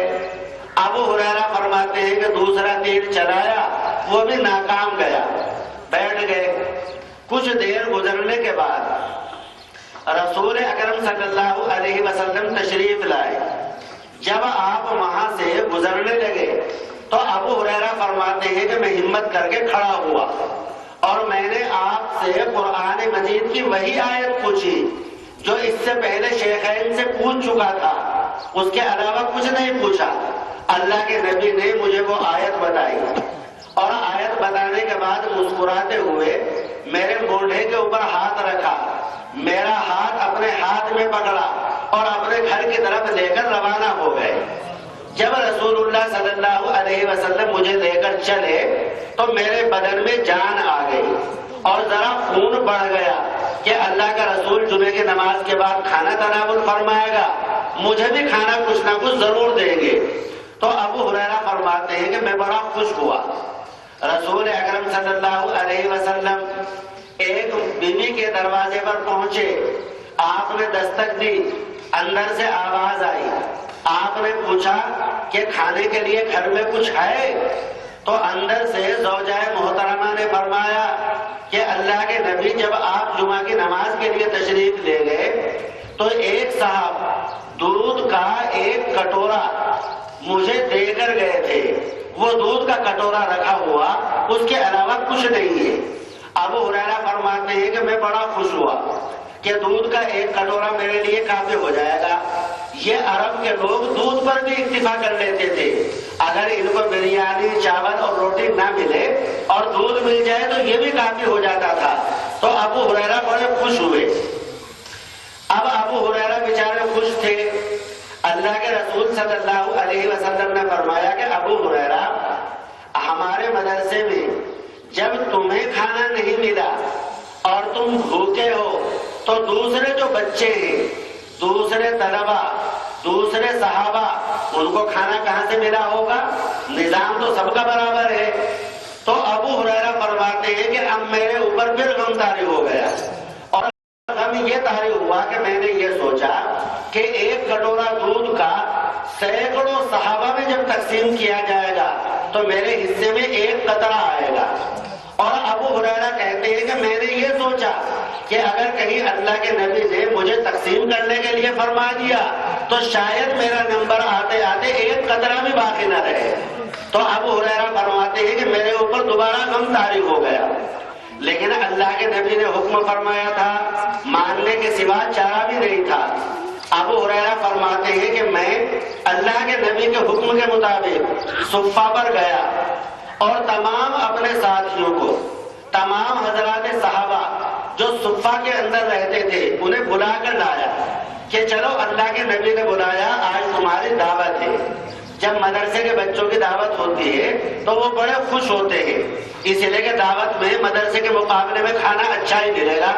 تو تمام صحابہ خوشی خوشی ابو ہریرہ کے کہنے پر آپ حضور صلی اللہ علیہ وسلم کے مکان پر تشریف لے آئے۔ جب صحابہ وہاں پہنچ گئے تو اللہ کے نبی صلی اللہ علیہ وسلم نے فرمایا کہ بھائی لائن لگا کر بیٹھ جاؤ۔ صحابہ لائن لگا کر بیٹھ گئے۔ اللہ کا نبی اپنے گھر اندر گیا اور وہاں سے دودھ کا وہ کٹورا آپ لے کر آئے اور ابو ہریرہ کے ہاتھ میں تھمایا اور ابو ہریرہ سے یہ فرمایا کہ ان لوگوں کو دائیں جانب سے پلانا شروع کرو۔ ابو ہریرہ فرماتے ہیں کہ میں نے دائیں جانب میں سب سے پہلے جو بیٹھا ہوا تھا اسے وہ کٹورا دیا، اس نے خوب سیراب ہو کر پیا، خوب سیراب ہو کر پیا، لیکن کٹورے میں ایک قطرہ بھی کم نہیں ہوا۔ اس نے دودھ پینے کے بعد کٹورا واپس کر دیا تو میں نے دوسرے ساتھی کو دیا، اس نے بھی سیراب ہو کر پیا، لیکن کٹورے کے اندر کمی نہیں آئی۔ اس کے بعد میں نے تیسرے کو دیا۔ غرض یہ ہے کہ سینکڑوں صحابہ نے اس کٹورے سے سیر ہو کر چھک کر دودھ پیا اور آخر میں کٹورا جوں کا توں اس میں ایک قطرہ بھی کم نہیں ہوا۔ وہ کٹورا لے کر ابو ہریرہ اللہ کے نبی صلی اللہ علیہ وسلم کی خدمت میں پہنچے تو اللہ کے نبی نے فرمایا کہ ابو ہریرہ اب تم پیو۔ ابو ہریرہ فرماتے ہیں کہ میں نے منہ سے لگایا، پیا اور کٹورا ہٹایا منہ سے تو اللہ کے نبی نے فرمایا اشرب، اور پیو۔ ابو ہریرہ فرماتے ہیں کہ میں نے اور پیا اور کٹورے کو ہٹایا تو اللہ کے نبی نے فرمایا کہ ابو ہریرہ اور پیو۔ غرض یہ ہے کہ اللہ کے نبی کہتا تھا کہ اور پیو اور میں پیتا جاتا تھا، جب حلق تک میرا پیٹ بھر گیا تو میں نے کہا کہ اللہ کے نبی اب میرے پیٹ میں گنجائش نہیں رہی. تو اللہ کے نبی صلی اللہ علیہ وسلم نے وہ کٹورا لیا اور اب اس کو نوش فرمایا. اب جا کر اس کٹورے کا دودھ ختم ہوا. تو حضرات صحابہ نے ایسی محنتوں، مصیبتوں، مشقتوں اور پریشانیوں کے ساتھ علم دین حاصل کیا. وہی علم دین ہمارے آبا اور اجداد کے واسطوں سے ہم تک پہنچا ہے. اگر حضرات صحابہ دین کے خاطر محنت نہ کرتے، دین حاصل کرنے کے لیے مشقت نہ اٹھاتے، دین حاصل کرنے کے لیے مصیبتیں برداشت نہ کرتے، تو آج ہم لوگوں کو دین کا علم نہ ہوتا، دین ہمارے پاس نہ ہوتا. یہ ان حضرات صحابہ کا بڑا احسان ہے.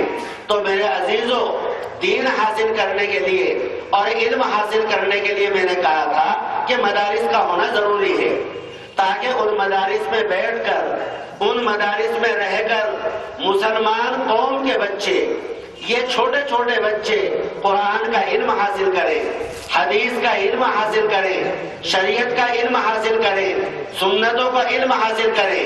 اگر یہ مدرسے نہیں ہوں گے تو علم دین ہمارے پاس نہیں آئے گا. تو مدارس کا قیام، مدارس اور مکاتب کا قیام، یہ دین سے ہٹ کر نہیں، یہ سنتوں سے ہٹ کر نہیں اور یہ شریعت سے ہٹ کر نہیں. اس لیے علم دین حاصل کرنے کے لیے مدارس اور مکاتب کا قیام ضروری ہے. اور میرے عزیزوں، علم دین کا حاصل کرنا یہ کوئی کم اجر کی بات نہیں، یہ کوئی کم مرتبے کی بات نہیں. علم دین کا حاصل کرنا، علم دین سیکھنا، یہ بہت بڑے رتبے کی بات ہے، بہت بڑے مرتبے کی بات ہے. قرآن مجید کا ارشاد ہے قُلْ هَلْ يَسْتَوِي الَّذِينَ يَعْلَمُونَ وَالَّذِينَ لَا يَعْلَمُونَ. آپ فرمائیے کہ کیا جاننے والے اور نہ جاننے والے یہ دونوں برابر ہو سکتے ہیں؟ جاننے والے اور نہ جاننے والے برابر نہیں ہو سکتے. جاننے والوں کو اللہ نے بہت بڑا مرتبہ عطا فرمایا اور نہ جاننے والوں کو اللہ نے وہ مرتبہ عطا نہیں فرمایا. آپ حضرات نے سنا ہوگا کہ حضور صلی اللہ علیہ وسلم کی بعثت سے پہلے کا جو زمانہ وہ جاہلیت کا زمانہ، جاہلیت اور جہالت یہ بدترین چیز ہے. ان لوگوں کے پاس علم دین نہیں تھا، علم نہیں تھا. علم جن لوگوں نے حاصل کیا اللہ نے ان کو بڑا مرتبہ عطا فرمایا. علم دین رکھنے والوں کا درجہ نہ علم دین رکھنے والوں کے مقابلے میں بلند اور بہت اونچا ہے. میں آپ کو ایک واقعہ سناؤں حضرت امام محمد رحمت اللہ علیہ کا. حضرت امام محمد رحمت اللہ علیہ یہ امام ابو حنیفہ رحمت اللہ علیہ کے اجلاء تلامذہ میں سے ہیں اور فقہ حنفی کی بڑی بڑی جتنی کتابیں ہیں ماخذ اور مرجع کی جو حیثیت رکھتی ہے وہ حضرت امام محمد رحمت اللہ علیہ کی کتابیں ہیں. امام محمد رحمت اللہ علیہ کے بارے میں لکھا علماء نے کہ جب امام محمد رحمت اللہ علیہ کا انتقال ہو گیا تو اس زمانے کے ایک بزرگ نے امام محمد رحمت اللہ علیہ کو خواب میں دیکھا اور خواب میں حضرت امام محمد رحمت اللہ علیہ سے پوچھا کہ مرنے کے بعد اللہ نے آپ کے ساتھ کیا معاملہ فرمایا، مرنے کے بعد اللہ نے آپ کے ساتھ کیا سلوک فرمایا. حضرت امام محمد رحمت اللہ علیہ فرماتے ہیں کہ میرے انتقال کے بعد باری تعالیٰ نے مجھے بلوایا اور بلوانے کے بعد میں یہ فرمایا کہ محمد مانگو، جو تم مانگو گے تمہیں وہ دیا جائے گا. تو امام محمد رحمت اللہ علیہ فرماتے ہیں کہ میں نے ڈرتے ڈرتے کہا اغفر لی، اے اللہم اغفر لی، اے اللہ آپ میری مغفرت فرما دے، اے اللہ آپ مجھے معاف فرما دے. اس لیے کہ مرنے کے بعد اگر اللہ مغفرت فرما دے گا، اللہ اگر معاف کر دے گا تو اس سے بڑی اور نعمت کیا ہوگی. تو امام محمد فرماتے ہیں کہ میں نے یہ کہا کہ آپ مجھے معاف فرما دیں، آپ میری مغفرت فرما دیں اور مجھے کچھ نہیں چاہیے. تو اللہ رب العزت نے جواب میں ارشاد فرمایا کہ محمد اگر تیری مغفرت نہ کرنی ہوتی تو میں تجھے دین کا علم عطا نہ کرتا. اگر تیری مغفرت نہ کرنی ہوتی تو میں تجھے دین کا علم عطا نہ کرتا. تو اس کا مطلب یہ ہے کہ جس انسان کو اللہ نے علم دین عطا فرما دیا اللہ نے اس کے بارے میں مغفرت کا فیصلہ فرما دیا. جس کو بھی دین کا علم دے دیا گیا اللہ نے فیصلہ فرما لیا اس کے مغفرت کرنے کا. اور ایک حدیث میں آتا ہے من یرید اللہ بہ خیرا یفقہہ فی الدین. اللہ اگر کسی آدمی کے بارے میں خیر کا ارادہ فرما لیتے ہیں تو اللہ اسے دین کی سمجھ عطا فرماتے ہیں. اللہ اسے دین کا علم عطا کر دیتے ہیں جس کے بارے میں اللہ نے خیر کا ارادہ فرمایا. اور میرے عزیزو اگر آپ حضرات دیکھیں قرآن مجید میں کسی کے لیے جنت کی بشارت نہیں کی گئی کھلے لفظوں میں, اگر بشارت کی گئی تو وہ علماء کے لیے کی گئی کہ علماء جنت میں داخل ہوں گے اور علماء کا ٹھکانہ جنت ہے. قرآن مجید میں ایک جگہ فرمایا گیا انما یخشی اللہ من عبادہ العلماء. اللہ سے ڈرنے والے, اللہ کی خشیت اپنے اندر پیدا کرنے والے, اللہ کا خوف اپنے اوپر طاری کرنے والے یہ علماء ہیں. علماء ہی اللہ سے ڈرتے ہیں, علماء ہی کے اندر خشیت الہی اور خوف الہی ہوتا ہے. یہ قرآن کی ایک آیت میں فرمایا گیا. اور دوسری آیت میں اللہ تعالیٰ نے فرمایا وَأَمَّا مَنْ خَافَ مَقَامَ رَبِّهِ وَنَهَى النَّفْسَ عَنِ الْهَوَىٰ فَإِنَّ الْجَنَّةَ هِيَ الْمَأْوَىٰ. جو لوگ اللہ سے ڈرے اور خواہشات نفس سے بچے ان لوگوں کا ٹھکانہ جنت ہے. تو آپ ان دونوں آیتوں کو ملا لیں تو ترجمہ یہ ہوگا کہ اللہ سے ڈرنے والے علماء ہیں اور جو لوگ اللہ سے ڈریں گے یعنی اللہ سے ڈرنے والے علماء ہیں اور جو لوگ اللہ سے ڈرے ان کا ٹھکانہ جنت ہے. تو نتیجہ یہ نکلے گا کہ علماء کا ٹھکانہ جنت ہے. اللہ نے قرآن میں یہ بشارت فرما دی, یہ پیشین گوئی فرمائی کہ علماء کا ٹھکانہ جنت ہے. لیکن ایک بات میں آپ کو بتا دوں وَأَمَّا مَنْ خَافَ مَقَامَ رَبِّهِ اس کے بعد فرمایا وَنَهَى النَّفْسَ عَنِ الْهَوَىٰ. یہ وَنَهَى النَّفْسَ عَنِ الْهَوَىٰ فرما کر بتا دیا کہ علماء دو طرح کے ہیں. ایک تو ہے علماء حقہ اور ایک ہے علماء سوء. علماء حقہ وہ ہیں جو اپنے علم کے مطابق عمل کرتے ہیں اور علماء سوء وہ ہیں کہ جن کے پاس علم موجود ہے لیکن علم کے مطابق وہ عمل نہیں کرتے. تو جن حضرات کے پاس علم دین ہے اور علم دین کے مطابق وہ عمل کرتے ہیں وہ علماء حقہ ہے. تو یہ پیشین گوئی اور یہ بشارت اور یہ فضیلت علماء حقہ کے بارے میں بیان کی گئی, علماء سوء کے بارے میں بیان نہیں کی گئی. اللہ کی خشیت, اللہ کا خوف اور اللہ کا ڈر یہ علماء حقہ کے دلوں کے اندر پیدا ہوگا. اور علماء حقہ جب اللہ سے ڈریں گے, اوامر پر عمل کریں گے اور نواہی سے اجتناب کریں گے تو انشاءاللہ ان کا ٹھکانہ جنت ہوگا. تو میرے عزیزو مدارس کا قیام ضروری, مدارس کے اندر رہ کر علم دین کا حاصل کرنا ضروری, علم دین حاصل کرنے کے بعد عمل کرنا ضروری, عمل کرنے کے بعد اللہ راضی ہوگا. اب جا کر مقصود حاصل ہوگا اللہ کو راضی کرنا, اللہ کو خوش کرنا. جب تک ہمارا عمل صحیح نہیں ہوگا تو اللہ راضی نہیں ہوں گے. اور ہمارا عمل اس وقت صحیح ہوگا جب ہمارے پاس علم دین ہوگا, اور علم دین اس وقت حاصل ہوگا جب ہمارے شہر میں, ہمارے قریوں میں, ہماری آبادیوں میں, ہمارے محلوں میں مکاتب ہوں گے, مدارس ہوں گے. حضرت شیخ الہند رحمۃ اللہ علیہ کی تجویز تھی اس زمانے میں کہ قریہ قریہ, گاؤں گاؤں, محلہ محلہ مدرسہ قائم کیا جائے اور مکتب قائم کیا جائے تاکہ مسلمانوں میں علم دین آئے اور وہ علم دین کو حاصل کرنے والے بنے اور علم دین کے ذریعے صحیح عمل کریں اور صحیح عمل کے ذریعے اپنے اللہ کو راضی کریں اور اللہ ان سے راضی ہو جائے. تو میرے عزیزو ہمارے نبی صلی اللہ علیہ وسلم اللہ نے ان کو جو معجزہ عطا فرمایا وہ معجزہ بھی علمی معجزہ عطا کیا گیا. حضرت عیسیٰ علیہ السلام کو معجزہ عطا کیا گیا, وہ مردوں کو زندہ فرما دیا کرتے تھے. موسیٰ علیہ السلام کو معجزہ دیا گیا کہ رسی ان کے ہاتھ میں سانپ بن جاتی تھی. یعنی بیضا کا معجزہ دیا گیا. لیکن ہمارے پیغمبر کو اللہ نے علمی معجزہ عطا فرمایا. وہ علمی معجزہ کیا؟ قرآن مجید. یہ قرآن مجید علمی معجزہ ہے. یہ معجزہ ہمارے نبی کو عطا فرمایا. اس کا سب سے بڑا اعجاز اور اس کے معجزہ ہونے کی سب سے بڑی دلیل یہ ہے کہ آج اس قرآن کو محفوظ رکھنے والے اور محفوظ کرنے والے اپنے سینوں میں ہزاروں کی تعداد میں نہیں، لاکھوں کی تعداد میں نہیں، کروڑوں کی تعداد میں چھوٹے چھوٹے بچے، جوان، بوڑھے، مرد اور عورتیں موجود ہیں. دنیا میں بہت سی آسمانی کتابیں نازل ہوئیں، بہت سی کتابیں دنیا میں لکھی گئی، لیکن آج دنیا میں قرآن مجید کے علاوہ کوئی کتاب ایسی نہیں ہے کہ جس کا حافظ دنیا میں آپ ایک بھی دکھلا دیں.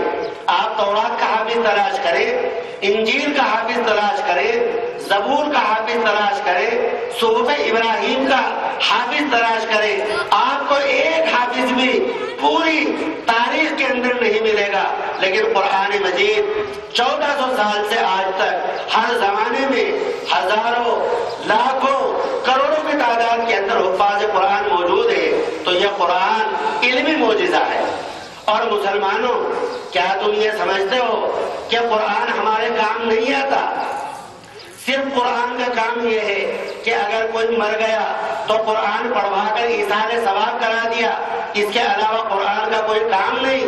ارے غور اگر آپ کریں تو قرآن دنیا میں بھی کام آتا ہے. قرآن مرنے کے بعد قبر میں بھی کام آئے گا، اور قبر سے اٹھنے کے بعد میدان حشر میں بھی کام آئے گا، اور میدان حشر سے جب جنتی جنت میں چلے جائیں گے تو جنت میں جانے کے بعد بھی کام آئے گا. قرآن ہمیشہ ہمارے کام آئے گا. میں آپ کو مختصر حدیثیں سناتا ہوں.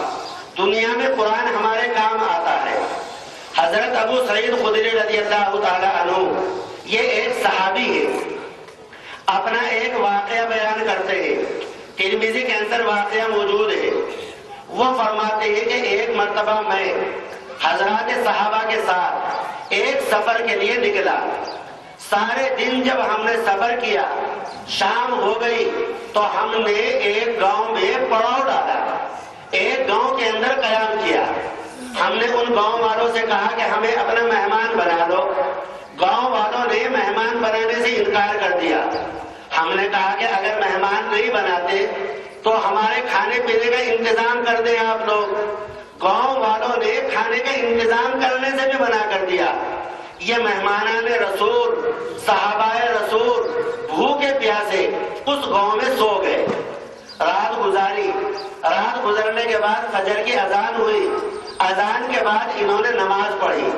نماز کے بعد وہاں سے روانہ ہونے کی تیاری کی، سامان سمیٹنا شروع کیا. تو گاؤں کے چند لوگ آئے، اور آنے کے بعد انہوں نے کہا کہ آپ لوگوں میں کوئی جھاڑ پھونک کرنے والا بھی ہے. ابو سعید خدری رضی اللہ تعالیٰ عنہ نے فرمایا کہ کیا بات ہے؟ میں جھاڑ پھونک کرنا جانتا ہوں، بتاؤ کیا بات ہے؟ گاؤں والوں نے کہا کہ ہمارے گاؤں کا جو مکھیا ہے، ہمارے گاؤں کا سرپنچ، پردھان، ذمہ دار، اسے بچھو نے کاٹ لیا. اگر آپ میں کوئی جھاڑ پھونک کرنا جانتا ہو تو جھاڑ دو. حضرت ابو سعید خدری رضی اللہ تعالیٰ عنہ فرماتے ہیں کہ میں نے کہا کہ جھاڑ پھونک تو کروں گا، لیکن اس کے بدلے میں 40 بکریاں دوں گا. 40 اگر منظور ہو. گاؤں والوں نے کہا کہ ٹھیک ہے، ہم 40 بکریاں دیں گے. حضرت ابو سعید خدری رضی اللہ تعالیٰ عنہ فرماتے ہیں کہ میں نے 7 مرتبہ سورہ فاتحہ، الحمد شریف 7 مرتبہ پڑھی، اور پڑھنے کے بعد اس جگہ پر پھونک ماری جہاں بچھو نے کاٹا تھا، اور اپنے منہ سے لعاب نکال کر وہاں لگایا تو اللہ تعالیٰ نے اسے شفا عطا فرما دی. تو اب آپ بتائیے کہ ابو سعید خدری نے قرآن مجید کی ایک سورت پڑھی، سورہ فاتحہ. یہ قرآن نہیں، یہ قرآن دنیا میں ہمارے کام آیا. بھائی ڈاکٹر اگر دوا دیتا ہے اس سے بھی شفا ہوتی ہے، قرآن مجید کے ذریعے بھی شفا ہوتی ہے. تو قرآن مجید نے دوا کا کام کیا، قرآن مجید نے جوشاندے کا کام کیا، قرآن مجید نے ہماری شفا یابی کا کام کیا. تو قرآن مجید میرے عزیزوں دنیا میں کام آتا ہے، اور مرنے کے بعد قبر میں بھی کام آئے گا. اس کے لیے بھی ایک حدیث سنا دو مختصر سی. ایک حدیث میں آتا ہے کہ ایک آدمی کا انتقال ہو گیا، انتقال کے بعد اس کے گھر والوں نے اسے قبر میں دفنا دیا۔ جب آدمی کو دفنایا جاتا ہے تو پہلے 2 فرشتے آتے ہیں، وہ آ کر 3 سوال کرتے ہیں۔ پہلا سوال تو ہے من ربو کا، تیرا رب کون؟ دوسرا سوال ہے ماں دینو کا، تیرا دین کیا؟ تیسرا سوال من نبیو کا، تیرا نبی کون؟ اگر آدمی ان تینوں سوالوں کا جواب دے دیتا ہے تو اس کے لیے تو قیامت تک مزہ آ گیا، جنت کی کھڑکیاں اس کی طرف کھول دی جاتی ہے۔ لیکن اگر کوئی آدمی جواب نہیں دے سکا، فیل ہو گیا، تو اسے سزائیں دی جاتی ہے، مارا جاتا ہے، قبر کے اندر عذاب دیا جاتا ہے۔ تو اس مردے کے پاس بھی وہ فرشتے آئے، اس مردے سے جب وہ 3 سوال کیے، یہ جواب نہیں دے سکا، زیادہ نیک آدمی نہیں تھا، نماز بھی نہیں پڑھتا تھا، روزہ بھی نہیں زیادہ رکھتا تھا، لیکن یہ جواب نہیں دے سکا۔ جب جواب نہیں دیا تو اس کے بعد میں 2 فرشتے آئے منکر نکیر عذاب دینے کے لیے، اور سر کی جانب بیٹھ کر انہوں نے ارادہ کیا کہ اس کے سر کو توڑا جائے۔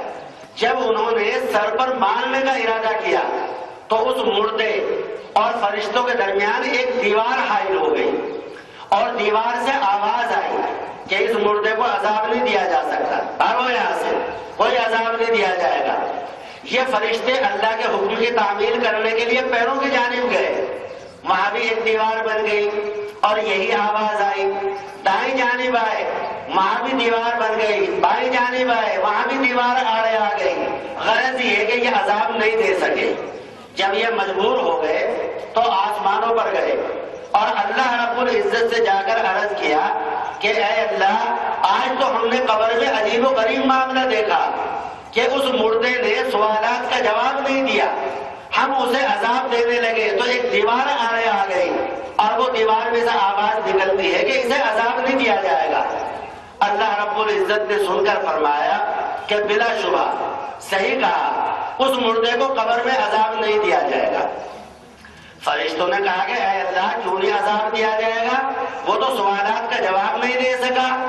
اللہ رب العزت نے فرمایا کہ یہ مردہ زندگی میں عشاء کی نماز کے بعد سونے سے پہلے سورہ ملک کی تلاوت کرتا تھا، سورہ ملک تبارک الذی بیدہ الملک، اس کی تلاوت کرتا تھا۔ اور سورہ ملک کا خاصہ یہ ہے کہ اس کی تلاوت کرنے والے کو عذاب قبر سے محفوظ رکھا جائے گا۔ حشر میں کیا ہوگا وہ تو اللہ جانے، لیکن قبر کا عذاب نہیں دیا جائے گا۔ تو آپ بتائیے، عذاب قبر کو دور کرنے کے لیے نہ تو مردے کا باپ کام آیا، نہ ماں کام آئی، نہ اولاد کام آئی، نہ مال کام آیا، نہ جائیداد کام آئی۔ اگر عذاب قبر کو دور کرنے کے لیے کوئی کام آیا تو وہ قرآن کام آیا۔ تو قرآن مجید مرنے کے بعد قبر میں بھی کام آتا ہے، اور میرے عزیزوں، قبر سے اٹھنے کے بعد میدان حشر میں بھی کام آئے گا۔ حدیث میں آتا ہے کہ اللہ تعالیٰ ایک حافظ قرآن کو بلوائیں گے، اور بلوانے کے بعد میں کہیں گے کہ تو نے میرا کلام محفوظ کیا اپنے سینے میں، بڑی مشقت اور محنت کی، اس کے صدقے میں میں نے تجھے معاف کیا اور جنت میں چلا جا۔ یہ حافظ قرآن وہیں کھڑا رہے گا، پیر بنتا رہے گا۔ اللہ کہیں گے کہ بھئی جنت کی خوشی میں تو لوگ دوڑ کر جاتے ہیں، تم کیوں نہیں جاتے؟ وہ بیچارہ حافظ قرآن کہے گا کہ اے اللہ، میرا باپ دوزخ میں پڑا ہوا، میں اپنے باپ کے بغیر کیسے جنت میں چلا جاؤں؟ اللہ تعالیٰ فرشتوں سے فرمائیں گے کہ اس کے باپ کو دوزخ سے نکالو، اس کی برکت سے، اور جنت میں بھیج دو۔ جا بھائی، اب چلا جا جنت میں۔ یہ اب بھی نہیں جائے گا۔ اللہ کہیں گے کہ اب کیا ہوا؟ تو یہ حافظ قرآن کہیں گے کہ اے اللہ، میرا تو دادا بھی دوزخ میں پڑا ہوا۔ اللہ کہیں گے کہ اس کے دادا کو بھی نکالو دوزخ سے۔ حدیث میں آتا ہے کہ 7 نسلوں کو حافظ قرآن کے کہنے پر اور سفارش کرنے پر دوزخ سے نکال کر جنت میں بھیجا جائے گا۔ تو میدان حشر میں دنیا کی کوئی چیز کام نہیں آئی، اگر کوئی کام آیا تو قرآن مجید کام آیا۔ اور میرے عزیزوں، جنت میں داخل ہونے کے بعد بھی کام آئے گا۔ جب یہ مسلمان اپنے اعمال کی وجہ سے، ایمان کی وجہ سے جنت میں داخل ہو جائیں گے، ہر آدمی اپنے درجے میں، اپنے مرتبے کو پہنچ جائے گا، تو آخر میں اللہ تعالیٰ حافظ قرآن سے کہیں گے اقرا ورقہ، قرآن پڑھو اور درجات میں ترقی حاصل کرو. یعنی اپنا مرتبہ پانے کے بعد یہ کہا جائے گا کہ ایک آیت پڑھو اور ایک درجہ ترقی کر جاؤ. اب آپ اندازہ لگائیے کہ اگر کسی کو سورہ فاتحہ یاد ہوگی تو سورہ فاتحہ میں 7 آیتیں ہیں، 7 درجے اس کے سورہ فاتحہ پڑھنے سے بلند ہو جائیں گے. اور قرآن مجید کے اندر تو ہزاروں آیتیں ہیں. جب حافظ قرآن ہزاروں آیتیں پڑھے گا تو اللہ اس کے درجات میں ترقی عطا فرمائیں گے، درجات میں بلندی ہوگی. تو دیکھیں قرآن مجید دنیا میں بھی کام آیا اور مرنے کے بعد قبر میں بھی کام آئے گا، میدان حشر میں بھی کام آئے گا اور جنت میں جانے کے بعد بھی کام آئے گا. تو یہ قرآن مجید بیکار نہیں. قرآن مجید خود باعزت ہے، خود باعزت ہے، باعظمت ہے. جو قرآن کے ساتھ تعلق پیدا کرے گا قرآن مجید کے ذریعے اسے عزت ملے گی. قرآن کے ساتھ تعلق پیدا کرنے والے کو عزت ملتی ہے. اور میں ایک موٹی سی مثال دے کر بات ختم کرتا ہوں. کشمیر کے لوگوں کاغذ پہچانتے ہیں آپ لوگ؟ کاغذ، ارے کاغذ جانتے ہیں؟ کاغذ کے اوپر اگر کچھ نہ لکھا ہو اور وہ راستے میں پڑا ہو اور میرا اور آپ کا پاؤں جوتا اس پر رکھا گیا ہو بلکہ بیل اور بکری نے پیشاب کر دیا ہو تو ہمیں کبھی تکلیف نہیں ہوتی، ہم اس کاغذ کو کبھی نہیں اٹھاتے. لیکن اگر کاغذ کے ٹکڑے پر قرآن مجید کی کوئی آیت لکھی ہو اور زمین پر وہ ٹکڑا پڑا ہو اور ایک بے نمازی آدمی، فاسق فاجر آدمی، بددین آدمی اگر وہ پہچان جائے کہ یہ قرآن مجید کی آیت لکھی ہے تو ایمانداری کے ساتھ تم بتاؤ وہ زمین کے اوپر پڑا رہنا گوارا کرے گا؟ نہیں کرے گا. وہ اسے اٹھائے گا، جھاڑے گا، سر پر رکھے گا اور مسجد میں جا کر کسی اونچی جگہ پر رکھے گا. تو آپ مجھے بتائیں کہ کاغذ کو یہ عزت کہاں سے ملی؟ قرآن کے ساتھ تعلق پیدا کرنے کی وجہ سے. تو کاغذ قرآن مجید کے ساتھ تعلق پیدا کرے اور اس کا تعلق قرآن مجید سے ہو جائے، اللہ اسے عزت دے دے. اور ایک مسلمان قرآن کے ساتھ تعلق پیدا کرے، اللہ اسے عزت نہ دے، ایسا نہیں ہو سکتا. وہ زمانے میں معزز سے مسلمان ہو کر ہم خار ہوئے، تاریخ قرآن ہو کر آج ہم ذلیل اور رسوا صرف اس لیے ہیں کہ ہم نے قرآن مجید کو ترک کر دیا، قرآن مجید کو چھوڑ دیا. قرآن مجید کے ساتھ ہمارا تعلق نہیں رہا. قرآن مجید کے ساتھ تعلق یہ ہے کہ قرآن مجید سیکھو، قرآن مجید کی تلاوت کرو، قرآن مجید پڑھو، قرآن مجید کو سنو، قرآن مجید کو سمجھو، قرآن مجید کے ساتھ اپنی زندگی گزارو، قرآن مجید کے مطابق زندگی گزارو. یہ قرآن کے ساتھ تعلق پیدا کرنا ہے. اگر ہمارا تعلق قرآن مجید کے ساتھ پیدا ہو جائے تو اللہ نے جب ایک کاغذ کو عزت دے دی تو ہمیں کیسے عزت نہیں دے گا؟